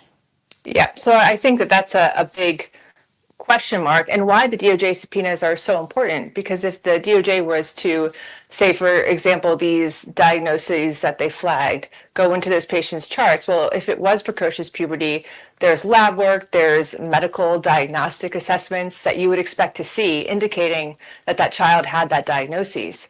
If those things aren't there, then you can make the case that this is probably fraudulent. But these subpoenas are being blocked in court, and I think that we really do need transparency and clarity to see what's going on. Well, Erin was just telling me, and she could go about House Bill, I wrote down 1309, forcing private insurance companies to pay for any procedure. Can you explain, tell me, like, if you haven't heard this, how can they do that when they're considering executive orders? And I don't know, can they do that? Can the state force private insurance companies to pay for elective procedures? State can do whatever they want for as long as they can get away with it, which is the pattern here in a state like Colorado, where yes, we'll challenge it in court. It's long, it's lengthy, it's costly, may have to go all the way up to the Supreme Court, which takes 5 to 6 years. So they just kind of do what they want. That's indicative of like the marijuana law that was passed here first, where it was federally illegal, but they thumbed their nose at federal law and said, we're going to do it anyway. Come and get us. They get away with it. And we, the taxpayers, we, the people who pay into the private insurance companies in Colorado that are now fleeing and raising our premiums to astronomical rates, we pay the price for that. They get away with it. All of America. If I have United Health Insurance. If the United Health is now paying for these procedures, forced to pay for them, they're going to raise the premiums on all the people that use their insurance, the companies, because they have to make up for the fact that they now have to pay for this in Colorado. So everyone will pay more for health insurance. And that's an outrage to me that we pay pretty high premiums for insurance. We have a large family, and it gets higher every year. But that now I am funding something that I shouldn't, because it's elective, and I find morally, ethically, religiously repugnant to me. That's shocking. And for children, and because there's no limit. Yes, for children. Yeah, and for children who don't even live in the state of Colorado, as they covered. You can get them here. We cover it. You just have to go to Colorado. You could, a kid from South Carolina, Wisconsin, Iowa can just, a minor. Correct. Without parents. Correct. Because again, 12-year-olds steward their own healthcare in Colorado. I just don't. I'm blown insane. away. And there are some other really scary elements. On so many levels.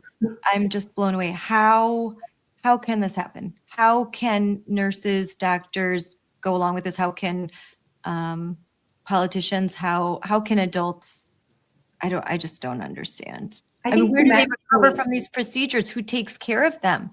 Mhm. Well, there are no codes for detransition care or for care after you've been mutilated. But to Meg's point about the medical industry, what I've learned in talking to a lot of doctor friends is that most doctors are removed from this. Like, gender medicine is such a specific niche part of medicine that it's really easy to be willfully ignorant and apathetic and just turn a blind eye as a medical provider when it's just not something that they're exposed to on a daily basis. Mhm. That's a big part of it.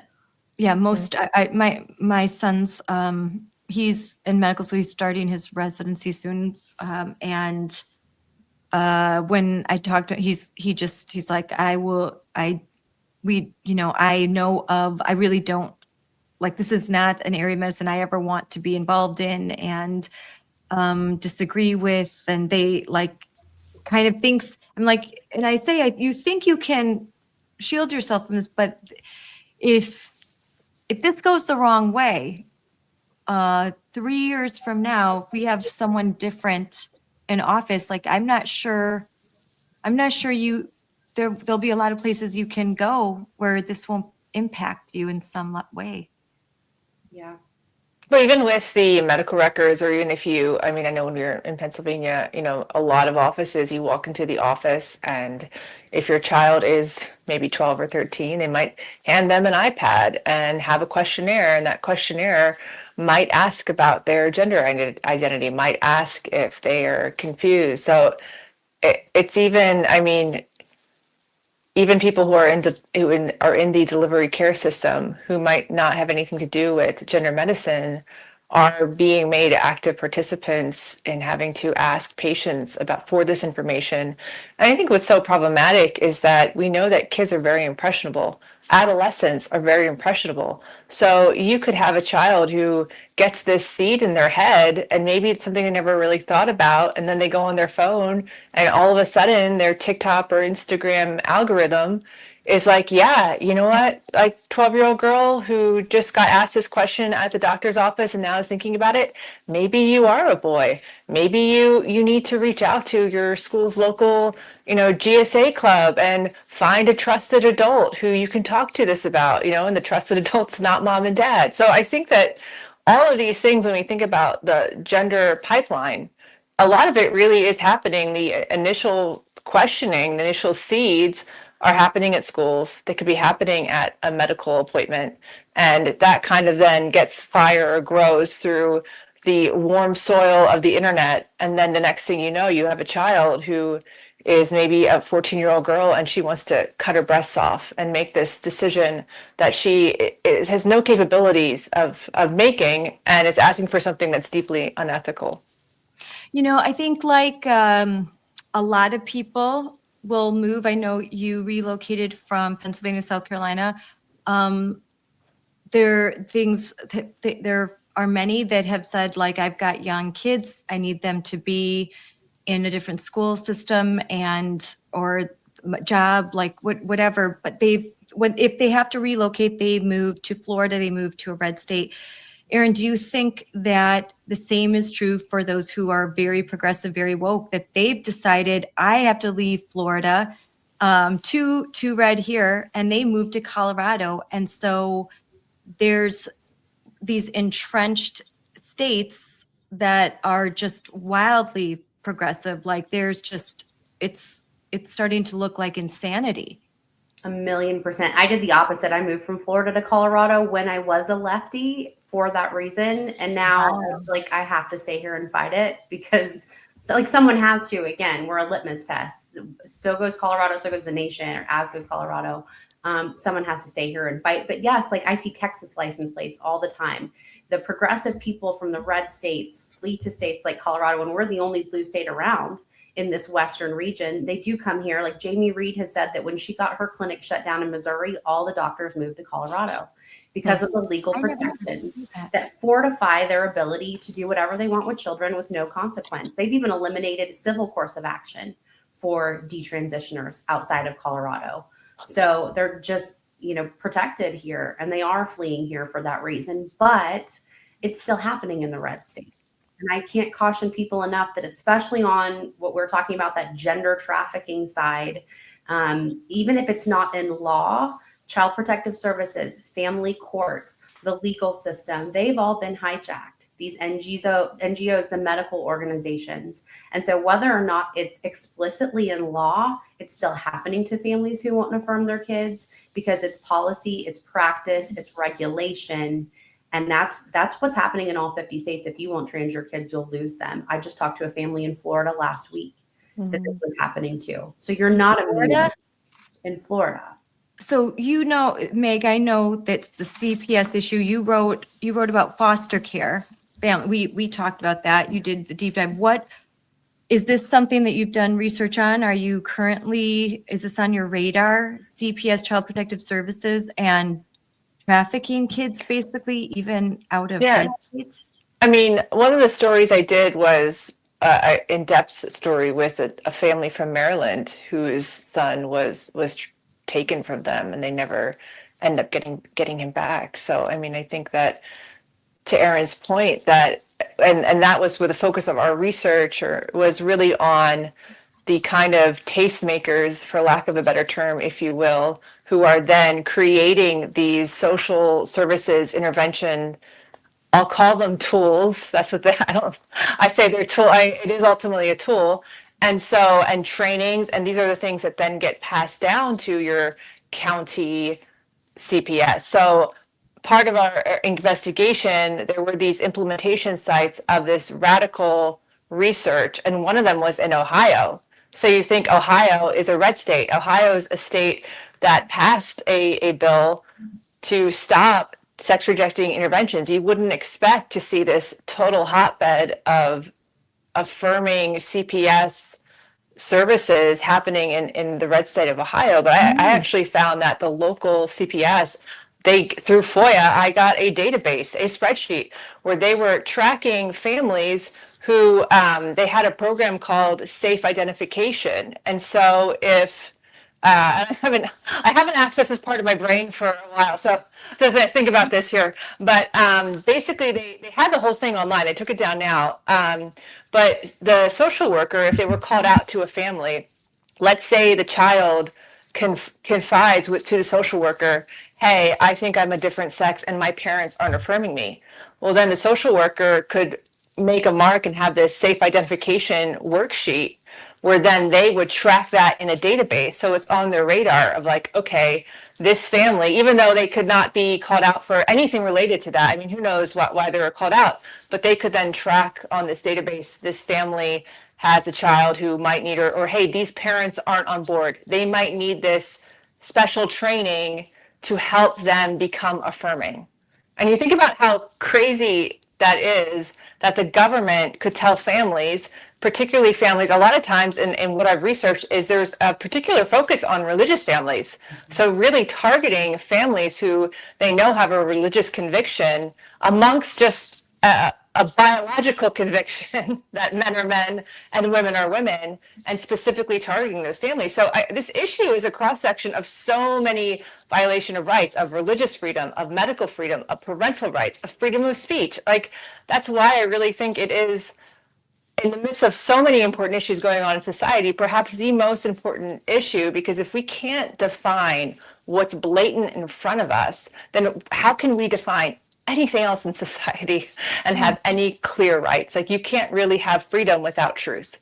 So if we disattach truth from society, then how are we going to have the freedom to raise our kids according to reality?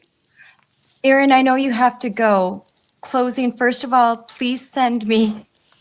I have notes, but could you send me today, like, the bills and the legislation that you were talking about? Like, just because when I do some posting and talk about this, I want to have all of that correct.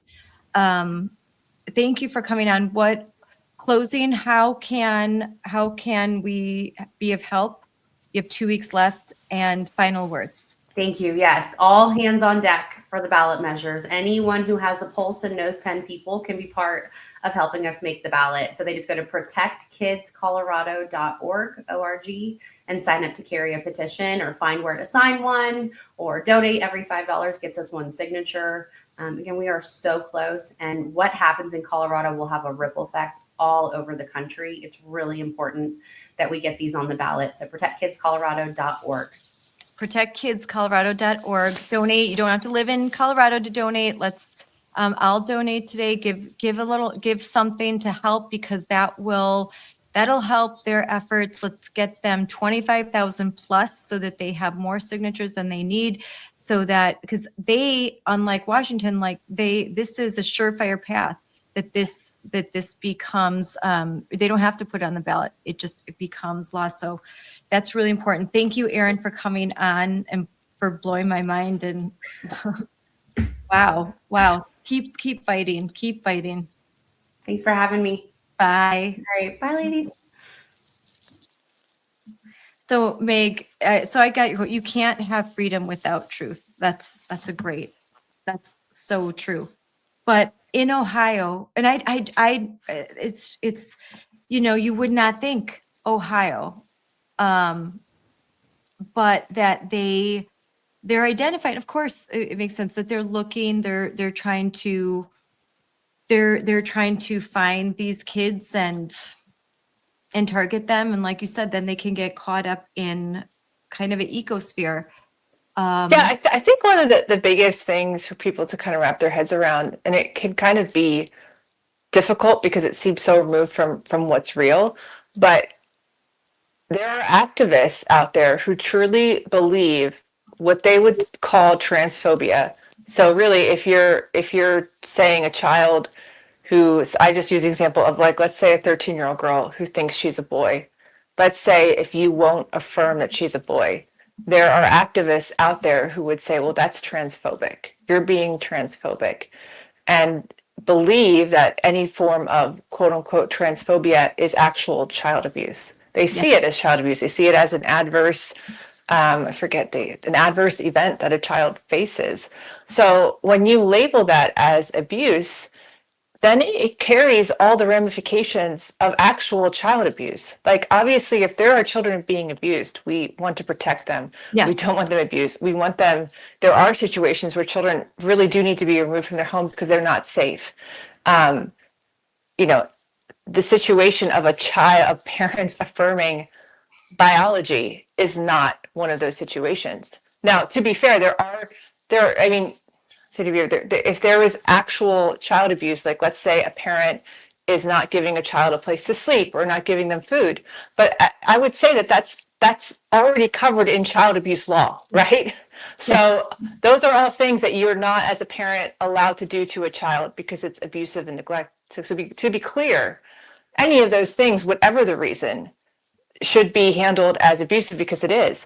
But we're talking specifically about the only quote unquote crime a parent has committed is refusing to adopt this radical ideology and affirm it in their child. They are loving parents. They are wanting to work with their child. They're wanting to help their child. They see their child is deeply confused and they're trying to help them. They're trying to bring them to a therapist who will help them reclaim their identity. So it is a very, very dangerous and precarious thing where we have a situation that could very easily swing into some really dangerous territory for parents across the country.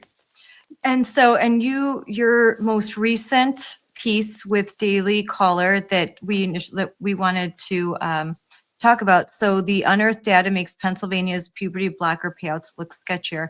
So you said 220 claims for puberty blocking drugs were reimbursed for minors 10 to 13 with this classification of precocious puberty. And that's a big increase from, it says here 2012. Then I'm looking, you probably not looking, and I'm looking at the graph, and you can see just by the graph some of those increases.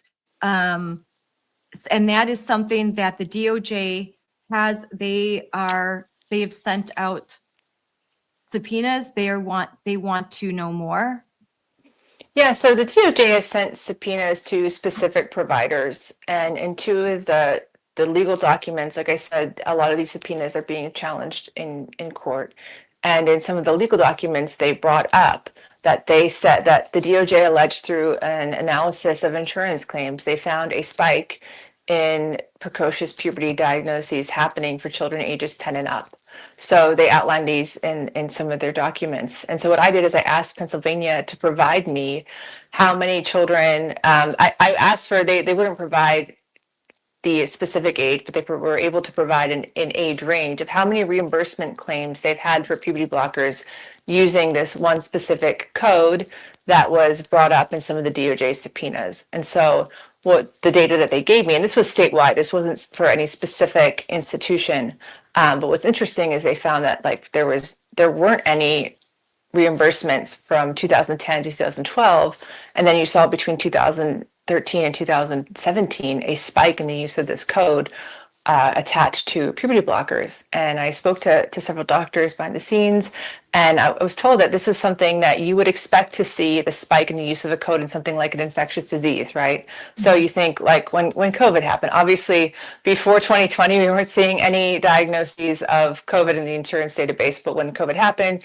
you saw a spike, and that probably went down as time progressed. And that's typical in an infectious disease. And something like precocious puberty, which is an endocrine disorder, it's stable in overall it's stable in the population, unless there's some big environmental event, which I don't think there's any indication that that's happened. So you wouldn't then expect to see this specific code go up in use because this is for a diagnosis that's stable in the pediatric population.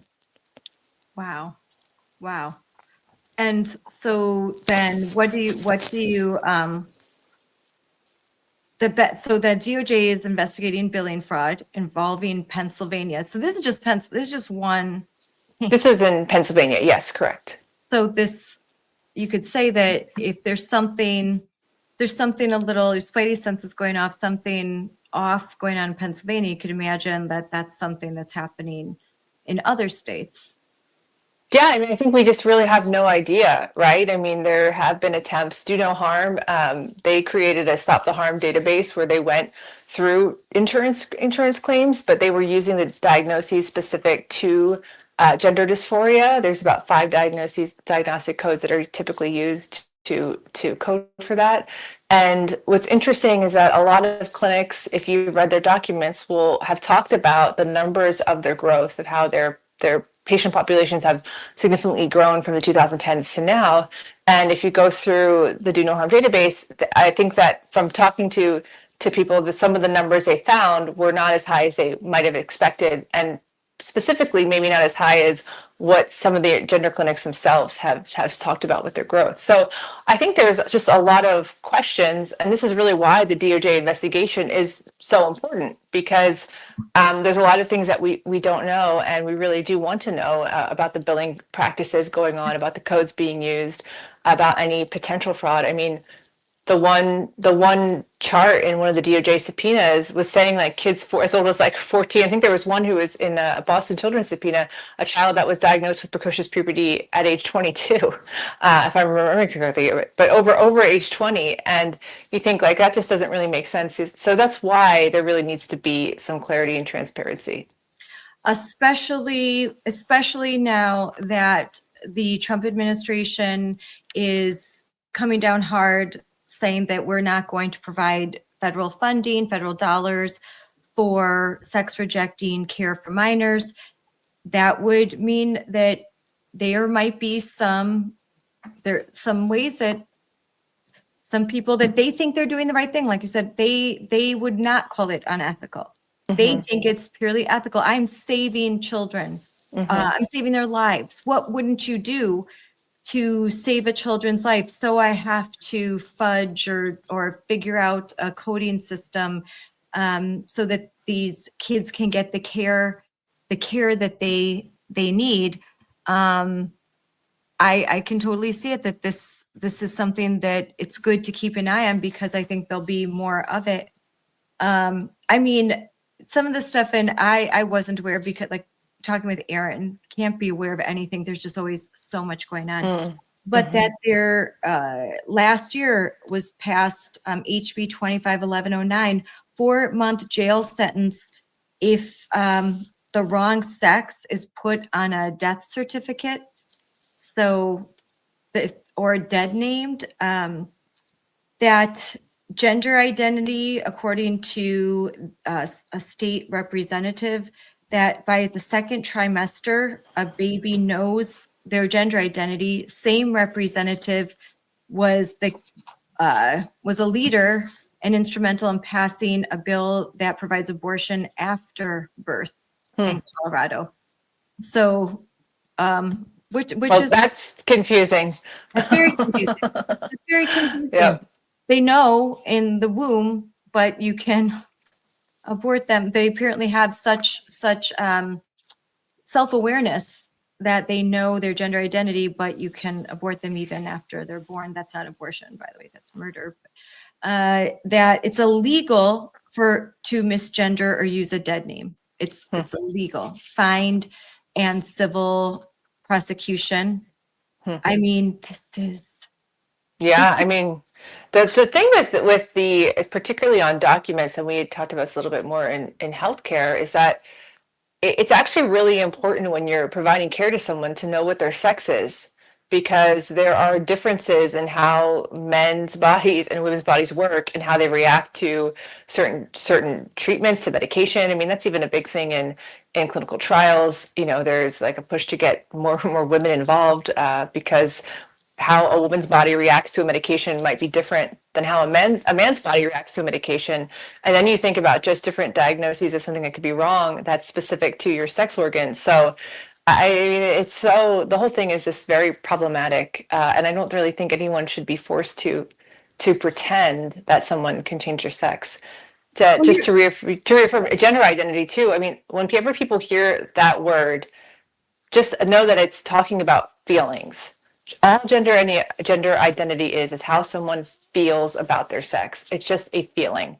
So you think about what is more real, what carries more weight, something that's real, something that you can see, touch, evaluate, or your feelings. And I think we all have feelings. We all know that our feelings can be deceptive. That's why we live in community. That's why we have friends. That's why we have family to help us process our feelings. Feelings aren't a bad thing, but we all know we can be deceived by our own feelings. So it's so insane that we're building all of these laws or these ideas and these policies really just based on someone's feelings. And so if you're a nurse doing an intake, patient comes in, you're in Colorado, what if you're afraid to ask?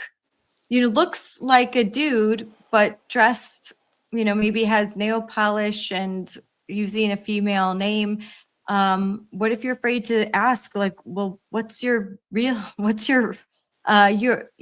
to say you're a man, so we should run tests like that. I mean, what if you can't say those things because then you could lose your job? It's criminal. And you just have to go on and treat this dude who could be so mentally ill that, yeah, they want to be treated the exact same way that a female should. And then you're not providing the care because you're too afraid to even ask the right questions. Yeah, I mean, it's like I said before, it's why this is such an important issue. If we can't define reality, it's going to make it really difficult for us to define anything else. So, to your point, it is. It's hard to even understand what's going on. And before you go, I know we're looking a lot, I think, with the reality, then we see what's happening. I don't know I know you still keep an eye on in Pennsylvania, but right now with teachers unions, and I posted a lot this last night. I actually made an account on Blue Sky and did some searching, like my own investigative as much as I could. And their teachers unions post that from not all teachers. I don't even think a majority, but some of these radicalized teachers saying everything that I've learned from NEA, I've learned from ACLU, and encouraging these walkouts this week, encouraging talking politics and talking about these issues to your students, encouraging for them to resist. I have videos, even in my home state, of elected state members of our assembly, that they are leading kids out and kind of chants telling them to call representatives to go protest at houses, basically to dox, to do all these things. And if they see an ICE agent, an armed federal agent, to what do you do when you see them? Fight back. And they cheer, fight back against the Nazis. These are teenage kids, and you are telling them to fight back and resist armed federal officers. I feel like that should be criminal. It's incitement. Yeah, I mean, I think that there's a reason why our test scores are so abysmal. Our children are not learning to read. I think they should, I think teachers unions should probably focus on the grades of students and helping equip teachers to teach kids about math and reading. I mean, I know, queer theory, that's like kind of the point is to turn children into activists. And I think it's really sad. I think children should be able to go to school and love learning and not be encouraged to participate in activism or be guilted into participating in activism. They should be hanging out with their friends and playing sports and joining the drama club, And you're and making, sorry. You're from Bucks County, Pennsylvania. What are some of the things that you saw as far as teachers unions and sort of activist educators?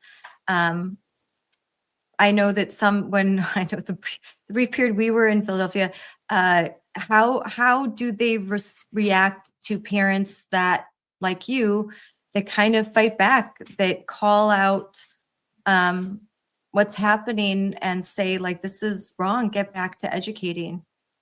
Yeah, I mean, how I got involved in public records was during COVID, and I found a lot of, there was an op-ed, for example, in our local paper of one of the leaders of the local teachers union really calling for people to disregard the advice of our health director, who is trying to get children back to school.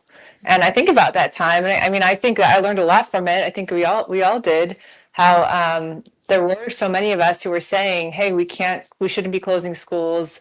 We shouldn't be forcing children to have these prolonged quarantines who are healthy. This is really going to have a negative impact on their mental health, on their how they're learning. And now here we are a few years later, it feels like a few days. And there's all of things you're watching, like Minnesota, it's like, it feels like a few days. Yeah. All over again. Yeah. I mean, it's like, those of us who were saying, hey, this is going to end poorly for kids, have been completely vindicated. The things that we were saying, there's all this data now to show it.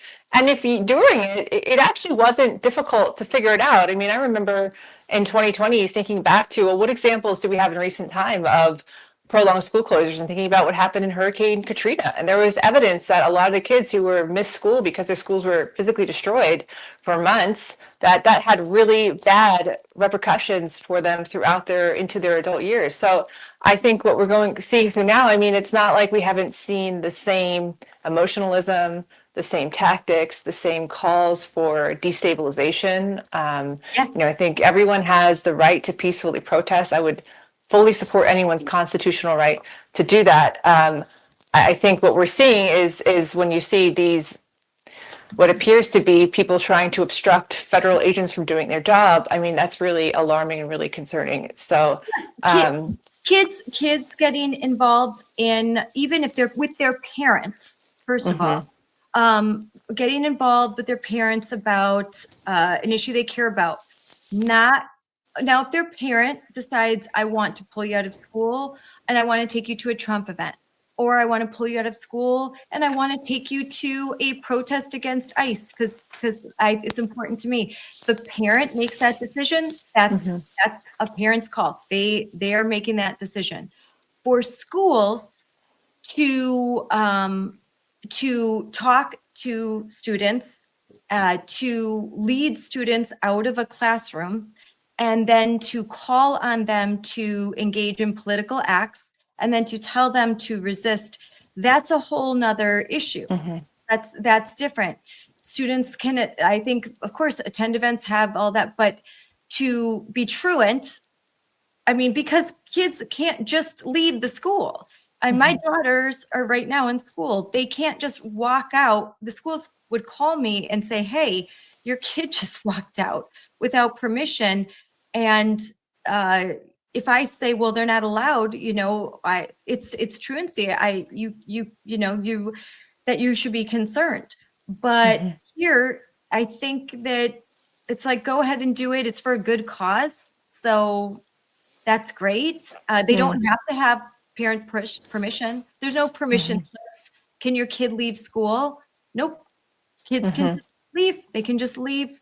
And that's well, I think when they, I know that I think it was Philadelphia announced that they're going to be closing like 20 schools. I didn't read it, but I read something about how homeschooling surging, how people are taking their children out of the public school systems across the country. And I think this is really points to why, because aside from the ideological concerns parents might have, kids aren't learning if they're out protesting. Like they're not learning and they're not being equipped to be adults. And that really is the core of why we have schools, why we have education, is that we want to equip students to be successful adults. So anything that's going to take away from that, those things should not be, in my opinion, shouldn't be happening in schools. That kids have the right to express their point of view, absolutely.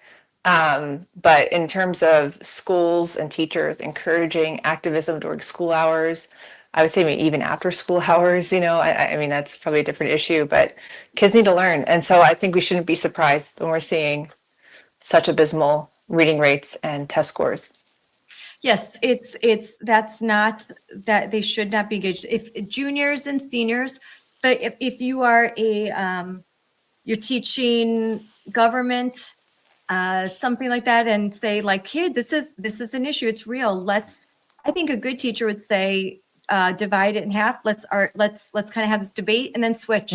Now you have to defend the other side. And whatever your beliefs are, I want you to dive into the belief of someone who thinks differently than you and try and understand it. That's what a good teacher does. And then doesn't tell them what to think, but kind of teaches them how to engage in critical thinking. And that sometimes we have to imagine, like, and of course there are extreme scenarios where I'm not going to say imagine that you're a serial murderer or something, but so it's different if to say imagine this scenario where you're just on different sides and you feel passionately. That to me is okay. That is civics. Juniors, seniors are old enough to handle that. I'm not saying that I want to have all these litmus tests in schools. I'm actually like kind of libertarian on a lot of these issues. I'm very pro free speech and don't want to limit what even 16 and 17-year-olds see. But I do think parents have the right to have an input, a say, and they are the ultimate deciders until a minor comes of age. Absolutely. Yeah. I probably got to get going here. Probably like the next couple minutes. I have to interview Ryan Walters next. Oh, wow. Well, I always love speaking with you, Scarlett. And yes. I know your kids are home. Stay warm. Yes, you too. Thank you. We're still probably warmer than you are in Wisconsin. So. Yes, you are. You need to say more. All right, talk to you later. Okay. Thanks for coming on. Bye. Thanks. Bye.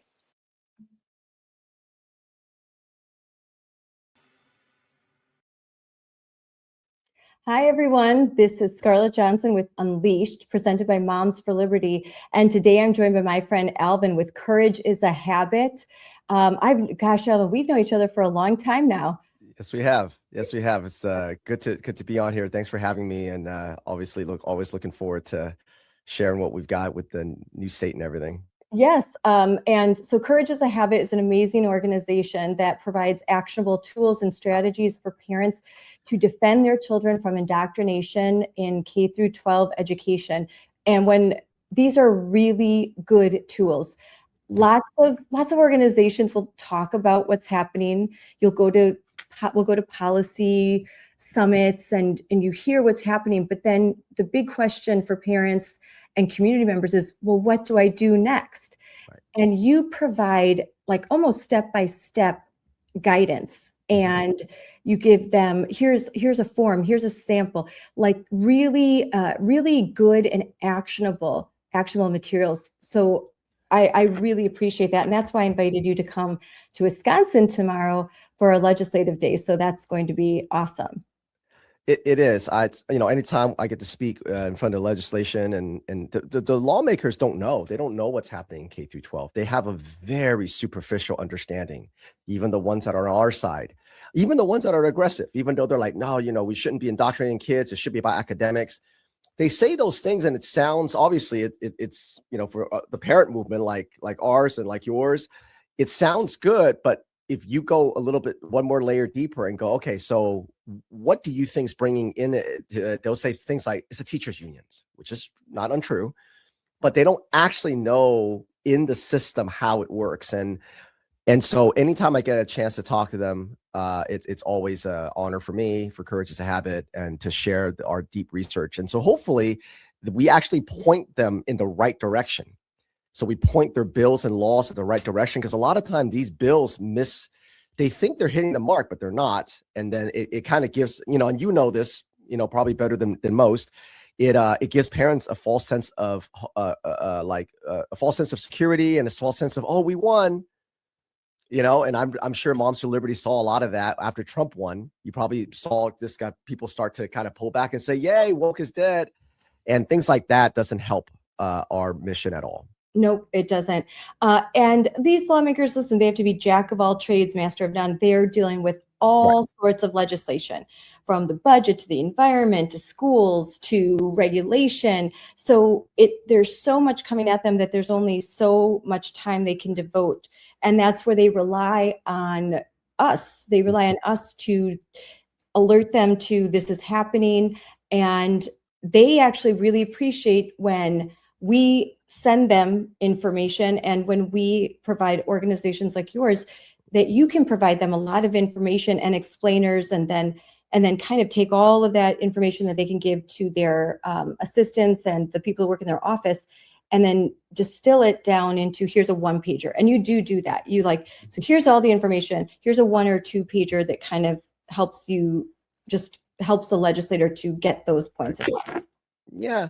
The legislators, exactly what you said, they're dealing with so much, and they get so much information. Some of it is outright wrong. Obviously, some of it is correct. And it's the same thing with parents. The audience that you and I deal with generally have school-age children. Obviously, if you're in high school, it's a little bit different. But our audience primarily has school-age children. As any parent knows, when you have school-age children, that's a very busy time in your life. Yep. It's always, and it's time when you're running a household, you're raising children, you're trying to build your career. And so we always have that in mind, that parents don't have time to read 12-page white papers at a 10-point font. There's no way, because we always remember that it's not just about schools. It's about, I got to return my voicemail from my mother. I'm on hold with a plumber. I got to get a refund from this company that overcharged me.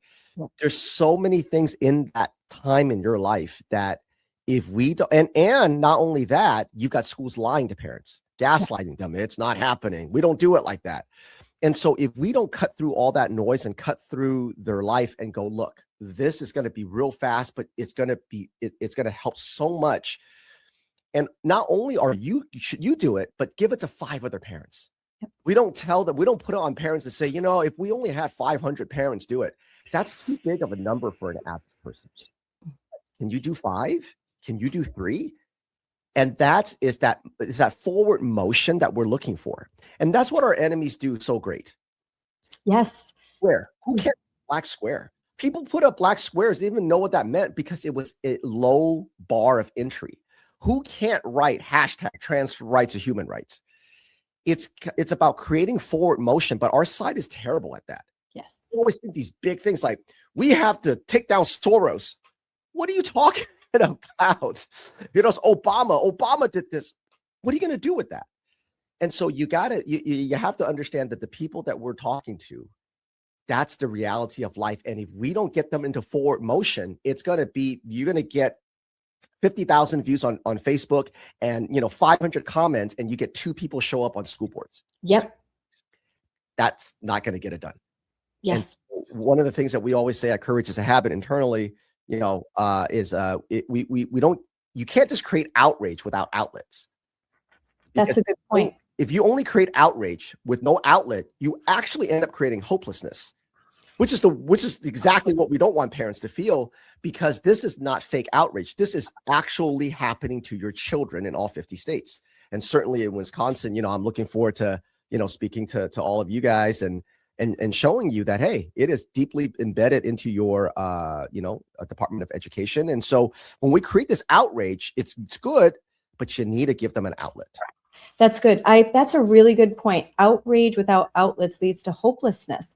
And, then you're just like, what can I do? And so looking at it as small wins, like in Army, one hill at a time, you take on you win one small battle and then you keep going. And sometimes there's a retreat. Sometimes I'm watching this documentary on the Revolutionary War, which is fascinating because I think everyone should watch it. It's the PBS documentary. It's really good. But I didn't even realize, and I was political science history major, all of the different the stressors that George Washington, the Continental Army was under. They'd win, then they get pushed back. But just kind of keeping that momentum going and finding, okay, what's the next strategy? How are we going to overcome this? And just staying in this and staying in the fight. So we were talking ahead of time because something that's dominating our social media is a small rural town in Wisconsin, New Richmond, Wisconsin. It borders Minnesota. A lot of refugees from Minnesota have moved there. And so it's a conservative area. Trump won this county, and they showed up last year in a big way. Moms for Liberty's had tremendous growth in this area, and they stopped the implementation of the Biden Title IX rewrite, which was, if people don't remember, 1,500 pages of just woke garbage. And they stopped it. They came out, standing room only, several school board meetings, special meetings. And so the parents felt victorious. They felt like they won.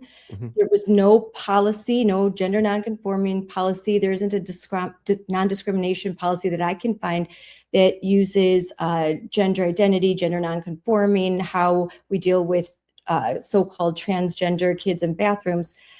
But I was just made aware, as were many parents last week, that there is a biological male who, since November at least, using the girls' bathroom. And the girls at first did not tell their parents. And finally, this open secret came out. And now parents are outraged because they feel lied to, and they just can't believe it's happening to them. And so what are your thoughts about this situation? And now you said it was like a rural area, right? Yeah, like a rural farm. A lot of the family members there, they have working farms. I mean, there's one professor of biology, but also has this hundreds of acres, cows, chickens. It is a more rural area, but they're close to they're very close to Hudson, some big cities that are right next to the Minneapolis border. Oftentimes those districts get shocked, and we see it in all states. So it's certainly not unique to Wisconsin. Even to this day, we hear it won't happen here. And every time I hear that, my first thought is, then it for sure will happen to you, because you can't fight a fight you don't know it's coming. You can't dodge a punch and counter a punch you don't know it's coming. I don't care how good of a fighter you are. I don't care how tough you are. Anybody can knock you out if you don't see it coming. And that's what these cities go, no, we're red county, or we're very pro-America, or we teach our kids well. If you don't understand how the K through 12 works, then you're going to get that knockout punch. And that's what happened to this county here. Now, I haven't looked into it because I only saw the post, I think yesterday, afternoon or last night, from Moms for Liberty. So I'll look into it a little bit before I get there, but I suspect, because I have looked into Wisconsin, obviously in head of preparation, to talk to the legislator and Will and all them. It's probably coming through the mental health, because your Department of Education follows the ASCA, which is the American School Counselor Association. And so for quick context, the American School Counselor Association is the organization that trains the majority of your school counselors and writes the mental health policies and the suicide policies for all K through 12. And the Wisconsin Department of Education follows them to the T. And so I don't want to get too off track here. So for those who want more information, just go to courageisahabit.org, courageisahabit.org, and click on school counselors. And the very first link will be the report that we released that will explain to you exactly why the school counselors are the biggest purveyors of the transgender cult. So back to this school district. So likely this child went to a school counselor and said, I feel like a girl and da-da-da. And because the school counselor is following ASCA guidelines and they're trained by ASCA, they're immediately going to think, if I don't encourage him to use the girls' bathroom, he's going to kill himself. That's just how they're trained.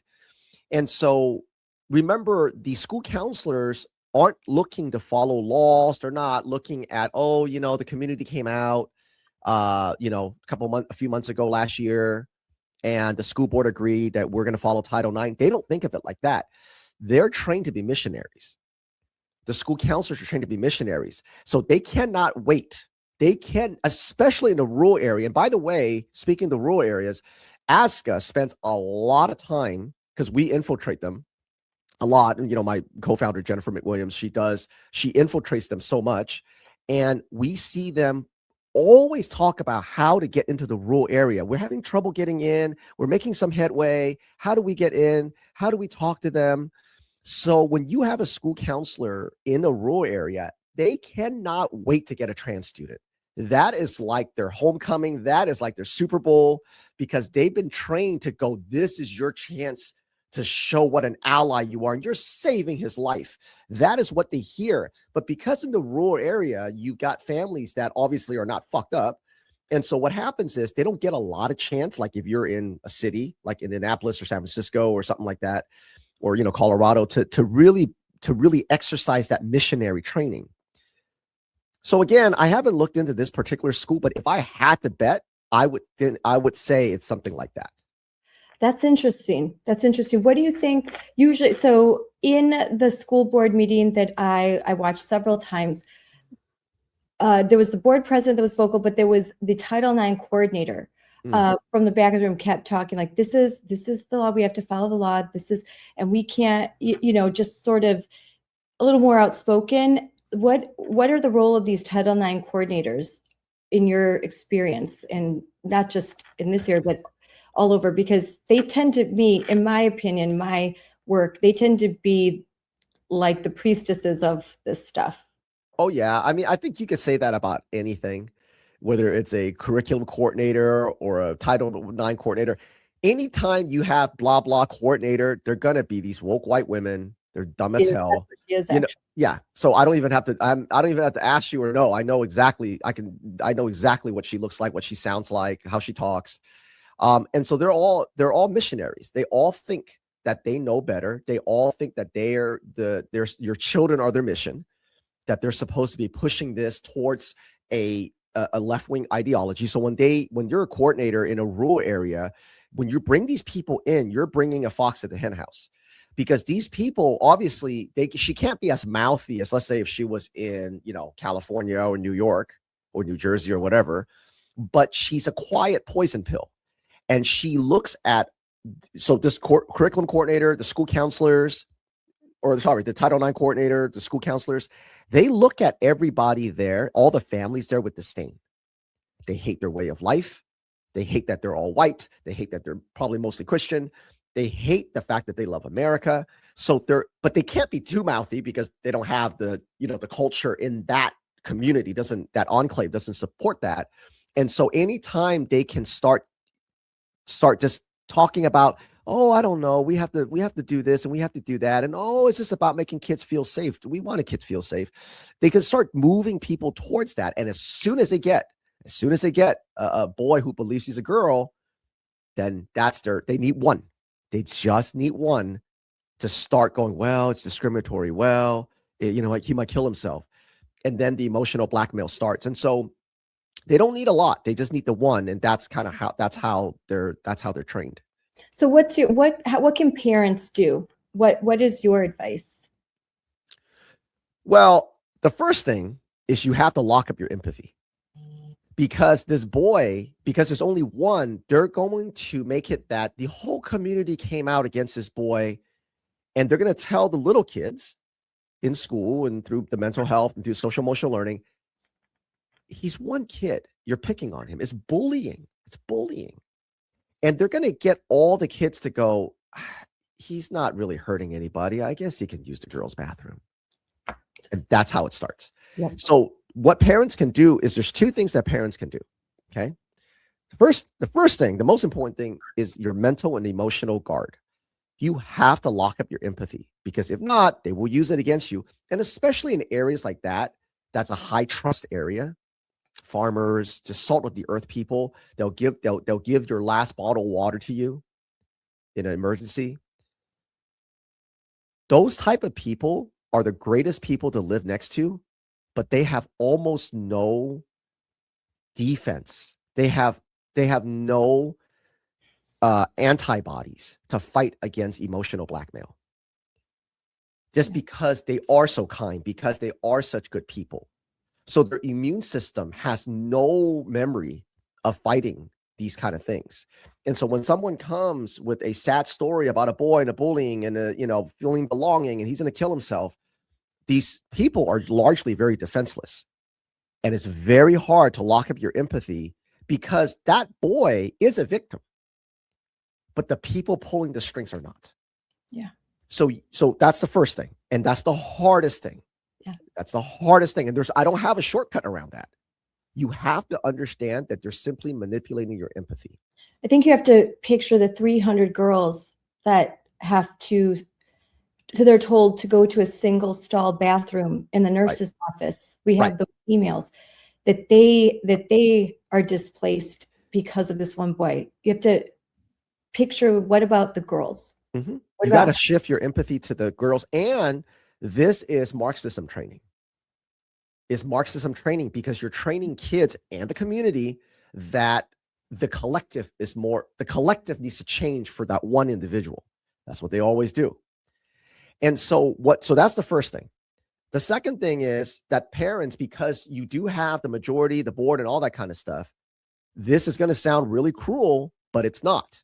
And this is the only way to protect your community. You got to go to the parents and say, listen, this is your problem. This is your problem. If you believe that if their boy believes he's a girl, then get him some help. But that is not going to be tolerated in our school, in our community. And if that's not something you like, then you take him home and you homeschool. Because if you can't do that, if you let one, I promise you, in a year when you and I talk, that community is going to look different. They're going to have 5, and they're going to have them in sports, and they're going to have them in locker rooms. What's going to happen in elementary school? They're going to start to bring in, because of all the intolerance that they're seeing. Yep. What's going to be next? The Wisconsin DPI will say, oh, look at those intolerant bigots. Yep. Guess who needs what's going to happen to the kids in elementary school who the parents are like, well, my kids aren't in high school, so they're okay. They're okay. Right. What are they? What kind of training are they going to start to give the teachers? Yep. And then pass down to the kids. That's right. They're going to say, because they still do surveys, even that school does surveys because they have to, because they take the grant money. They're going to say, this school is really oppressive. This school is really racist. And we need, we're going to bring in a vendor. We're going to bring in a vendor for professional development to help you be more inclusive. And next thing you know, you're going to have kids marching with the flag and the trans flag. And what happens at that community, because it's such a small enclave, is those kids are now going to take it outside to your community. So that hardware store all of a sudden has a trans flag on it. And you're like, this hardware store has been around for 60 years, or that coffee shop or that bar that just, these salt of the earth people go to. All of a sudden, what's that? The libraries. The libraries. Oh, for sure. Libraries. All of a sudden, you're going to look up at your, favorite bar and you're going to have this like weird looking androgynous young person that's tending bar. And you go, what happened? Well, what happened was 3 years ago, you allowed that one boy to use the girls' bathroom because, we don't want to be bullies. Yes. That's what happened. So in 4 years, when that community starts looking like closer to San Francisco, even though I'm obviously exaggerating, because it's not going to happen in 3-4 years, like San Francisco, but I'm just saying you're going to start seeing these types of kids and young people around your community, and your community in 3 or 4 years will not be recognizable. And everyone's going to go, what happened? And I'm going to say in 2026, you allowed that one boy, and that one boy allowed all this stuff to come in and indoctrinated all your children. Yep. And then they graduated and brought it into your community. So every time you feel bad about saying, I don't want to ice this kid out and their family out. What if he doesn't kill himself? Every time someone tells you that, you have to go, listen, we don't want anyone to kill themselves. I don't want anyone to kill themselves, even the people that we despise. Okay. I don't think anyone should kill themselves. I don't celebrate anyone's Nobody. harm. This isn't about hate. This is about protecting our children and our way of life. And I don't even say the word hate. I don't even say it's not about hate, because the second you say that, it almost validates them. I will say, look, every time, their kid's going to kill themselves. I don't say anything about hate. I say, look, nobody should kill themselves. But if a person, a child or an adult does that, that is an individual family problem. It's got nothing to do with us. It's got nothing to do with my daughter. It's got nothing to do with your daughter, your sister, your mother, your aunt. It's got nothing to do with that. If you truly believe, and I want everyone to listen to this in Wisconsin, in that area, word for word. If you believe your child's going to kill themselves, you better take them out of school and get them some help. God bless you. I wish you and your family the best. I hope he comes out of it and understands he is a perfect boy, exactly the way God made him. But if you truly believe he's going to kill himself, for God's sakes, please get him some help right now today. And he shouldn't be in schools. He should be getting some help while doing his education at home. But it's got nothing to do with my daughter. And that's it. A warning, because you had to move. You were in a very woke area. So you're talking about this from experience. The parents from Washington State, the parents from Colorado, the parents from California, they're if you could talk to them, and I'm talking to not just the New Richmond parents, but if you are any area that you're in where you think this is not going to happen, or maybe the first incident has happened, if you could talk to them, and I have, they would say it started with one incident and we let it go. Mm-hmm. And we thought we wanted to be nice. We wanted to be kind. We wanted to be inclusive. Uh-huh. We didn't want to make waves. Uh-huh. And then what happens? So they wish they would have made waves after that very first incident. The transgender child mutilation advocates will always say this. What's the big deal? Mind your own business. And here's the word. Here's the trigger word. I want everyone to understand the word just. It's just pronouns. Yes. It's just a sticker. It's just an equity statement. It's just words. It's just a piece of fabric when they talk about breast binding. It's always just until the child mutilate themselves, and then it's good, it's happening. So when you hear the word just, it's just one boy. He's just harmless. He's not this. He is just about being belonging. It's just about anti-bullying. Every time you hear that, you're being gaslit. You're being lied to. So make a big deal out of the littlest things, because if you don't, these people will take the littlest things and completely change your community. And once your communities change, and I speak from experience, just like a lot of people, you're never you can't roll it back. This is a one-way street. Once they change your community to this left-wing, anti-white, anti-America, transgender, gender focus, you never really roll it back. You really can't. I've never seen it. I've never seen it. Yeah. It will change your community forever. I don't care if you're a rural community. I don't care if you've been a farming community for 100 years. When they come and change it, they will change it forever. And that's the goal of the K through 12 education. So I certainly am very looking forward to seeing everybody and talking to everybody and all that. So no, I'm really excited. Well, I think you continue to look in, because we really look forward to hearing your insight. I've already learned a lot, and that I can use. So please, like, this, you've blown me away. I've been taking notes. So this is really helpful, Alvin. And so thank you for coming on. And I'm going to talk a little bit more after you leave and show everyone your website. Thank you. Because it's really important that they see you so this. much. But we'll talk some more tomorrow. Maybe we can record something in person. So I can't wait to see you. Have Absolutely. a safe flight.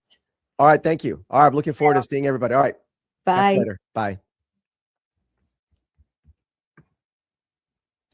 That was a great interview with Alvin. I can't wait to see him tomorrow. Alvin said outrage must become action. And that's really sticking with me, because it explains exactly what we're seeing in New Richmond and everywhere else. Outrage without an outlet leads to hopelessness. Parents can get angry, they know something is wrong, but if they don't know what to do, that anger turns into resignation and basically silence, and they check out. That can't happen. We were talking about New Richmond, Wisconsin. The parents, when they learned that the 300 teenage girls were being told that the solution to a boy who recently decided he wanted to be a girl, grew out his hair, and felt pretty, that the solution for his dilemma was to put him in the girls' bathrooms while all the other girls should line up for a single stall bathroom. They should miss class, they should be tardy, and they should quietly accept that their education and their well-being comes second. That's not compassion, that's compliance, and it's wrong. Alvin said something else. He said the parents need to hear this and to listen, that you cannot allow the school district to weaponize your empathy, or anyone else. He said, shut down your empathy when it's being weaponized against your kids. Empathy is being used as a bludgeon, he said, to silence girls, to shame parents, and to keep families from resisting.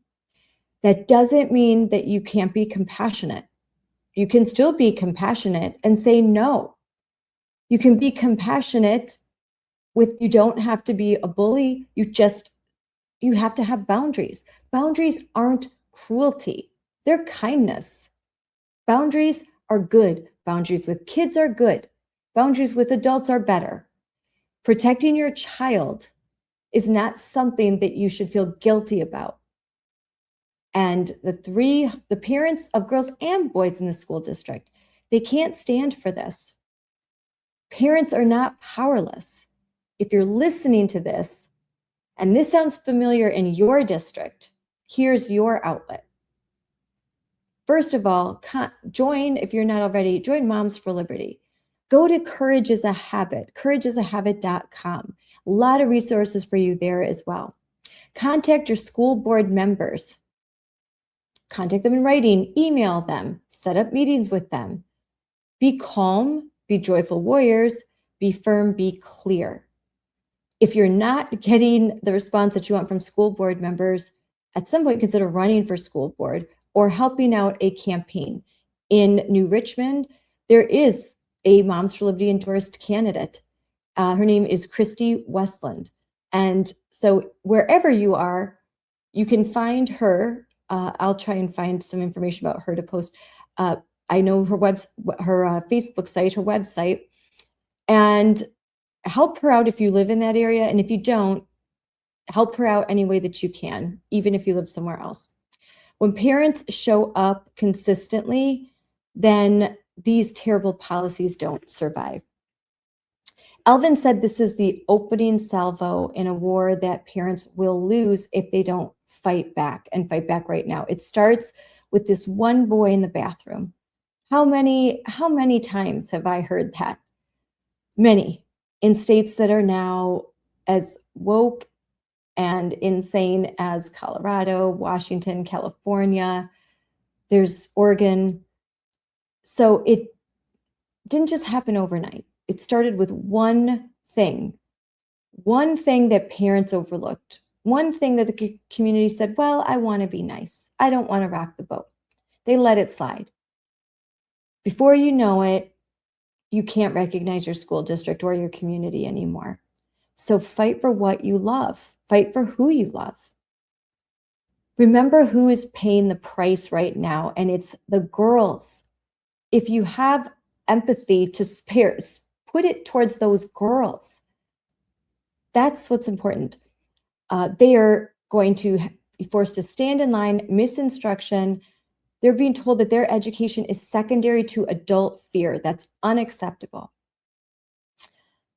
Now, everyone needs to stay tuned because there's going to be a lot of developments about this story and so many others across the country, but in particular in the small rural town of New Richmond, Wisconsin, which could be any town USA. There's going to be some big things happening.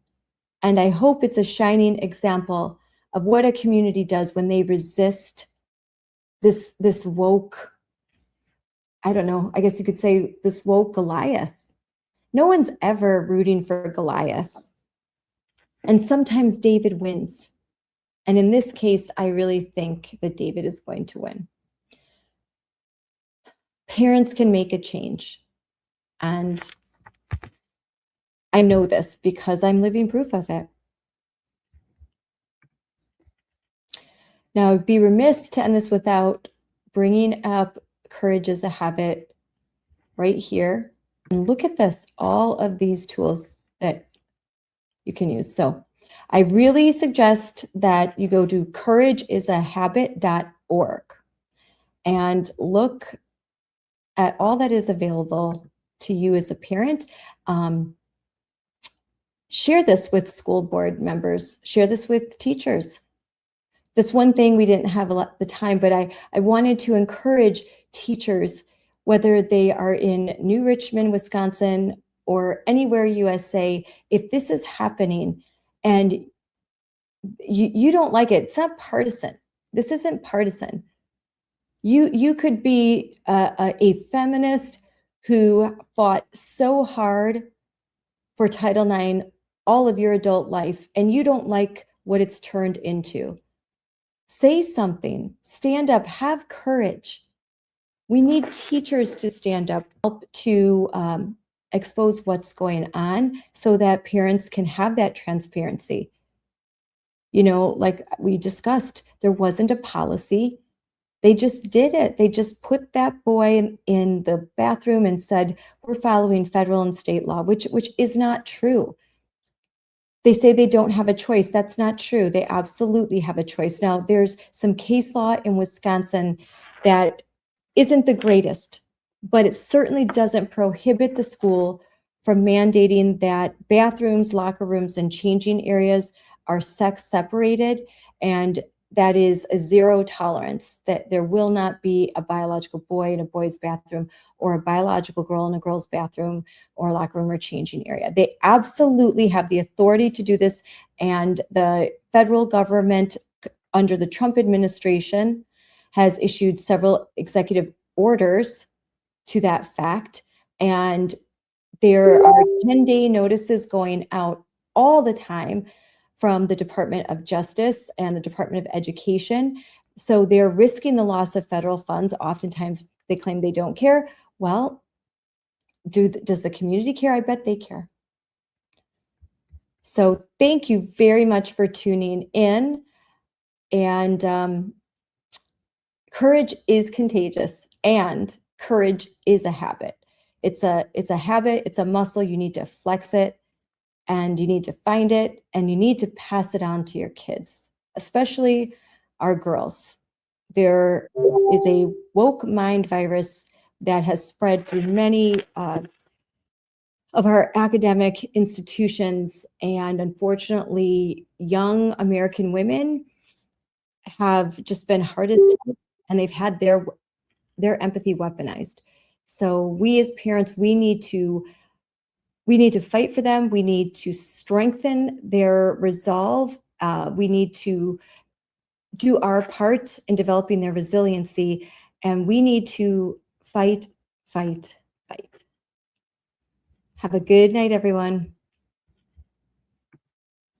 Dear Nike. Dear Nike. Dear Nike. Why won't you stand up for me? Why won't you stand up for me? Why won't you? Why do you claim to support women and girls? Yet when we need you most, You remain silent. Today, males are claiming our identity. our sports, Our spaces. men and boys are stealing opportunities, medals, Trophies. and our future. It is not fair or just. In fact, it's often dangerous. Yet you refuse to use your platform to stand up.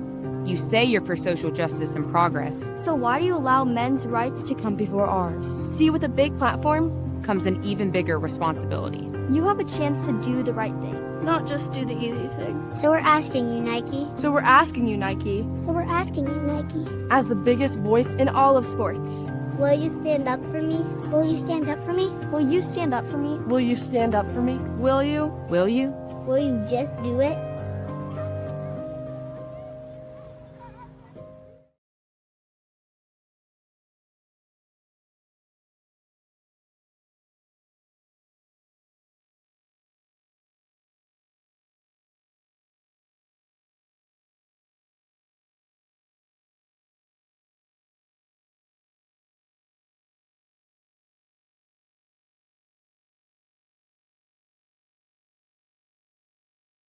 In a few moments, I'll sign a historic executive order to ban men from competing in women's sports. It's about time.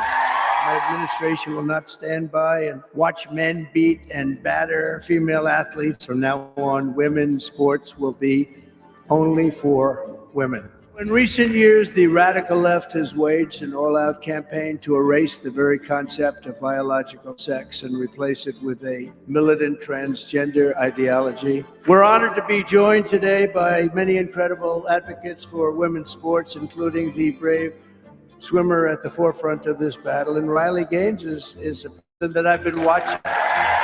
In my action this afternoon, we're putting every school receiving taxpayer dollars on notice that if you let men take over women's sports teams or invade your locker rooms, you will be investigated for violations of Title IX and risk your federal funding. There will be no federal funding. With this executive order, the war on women's sports is over. We are restoring sanity and common sense, defending the rights and safety and pride of the American people, including our great, great, great female athletes.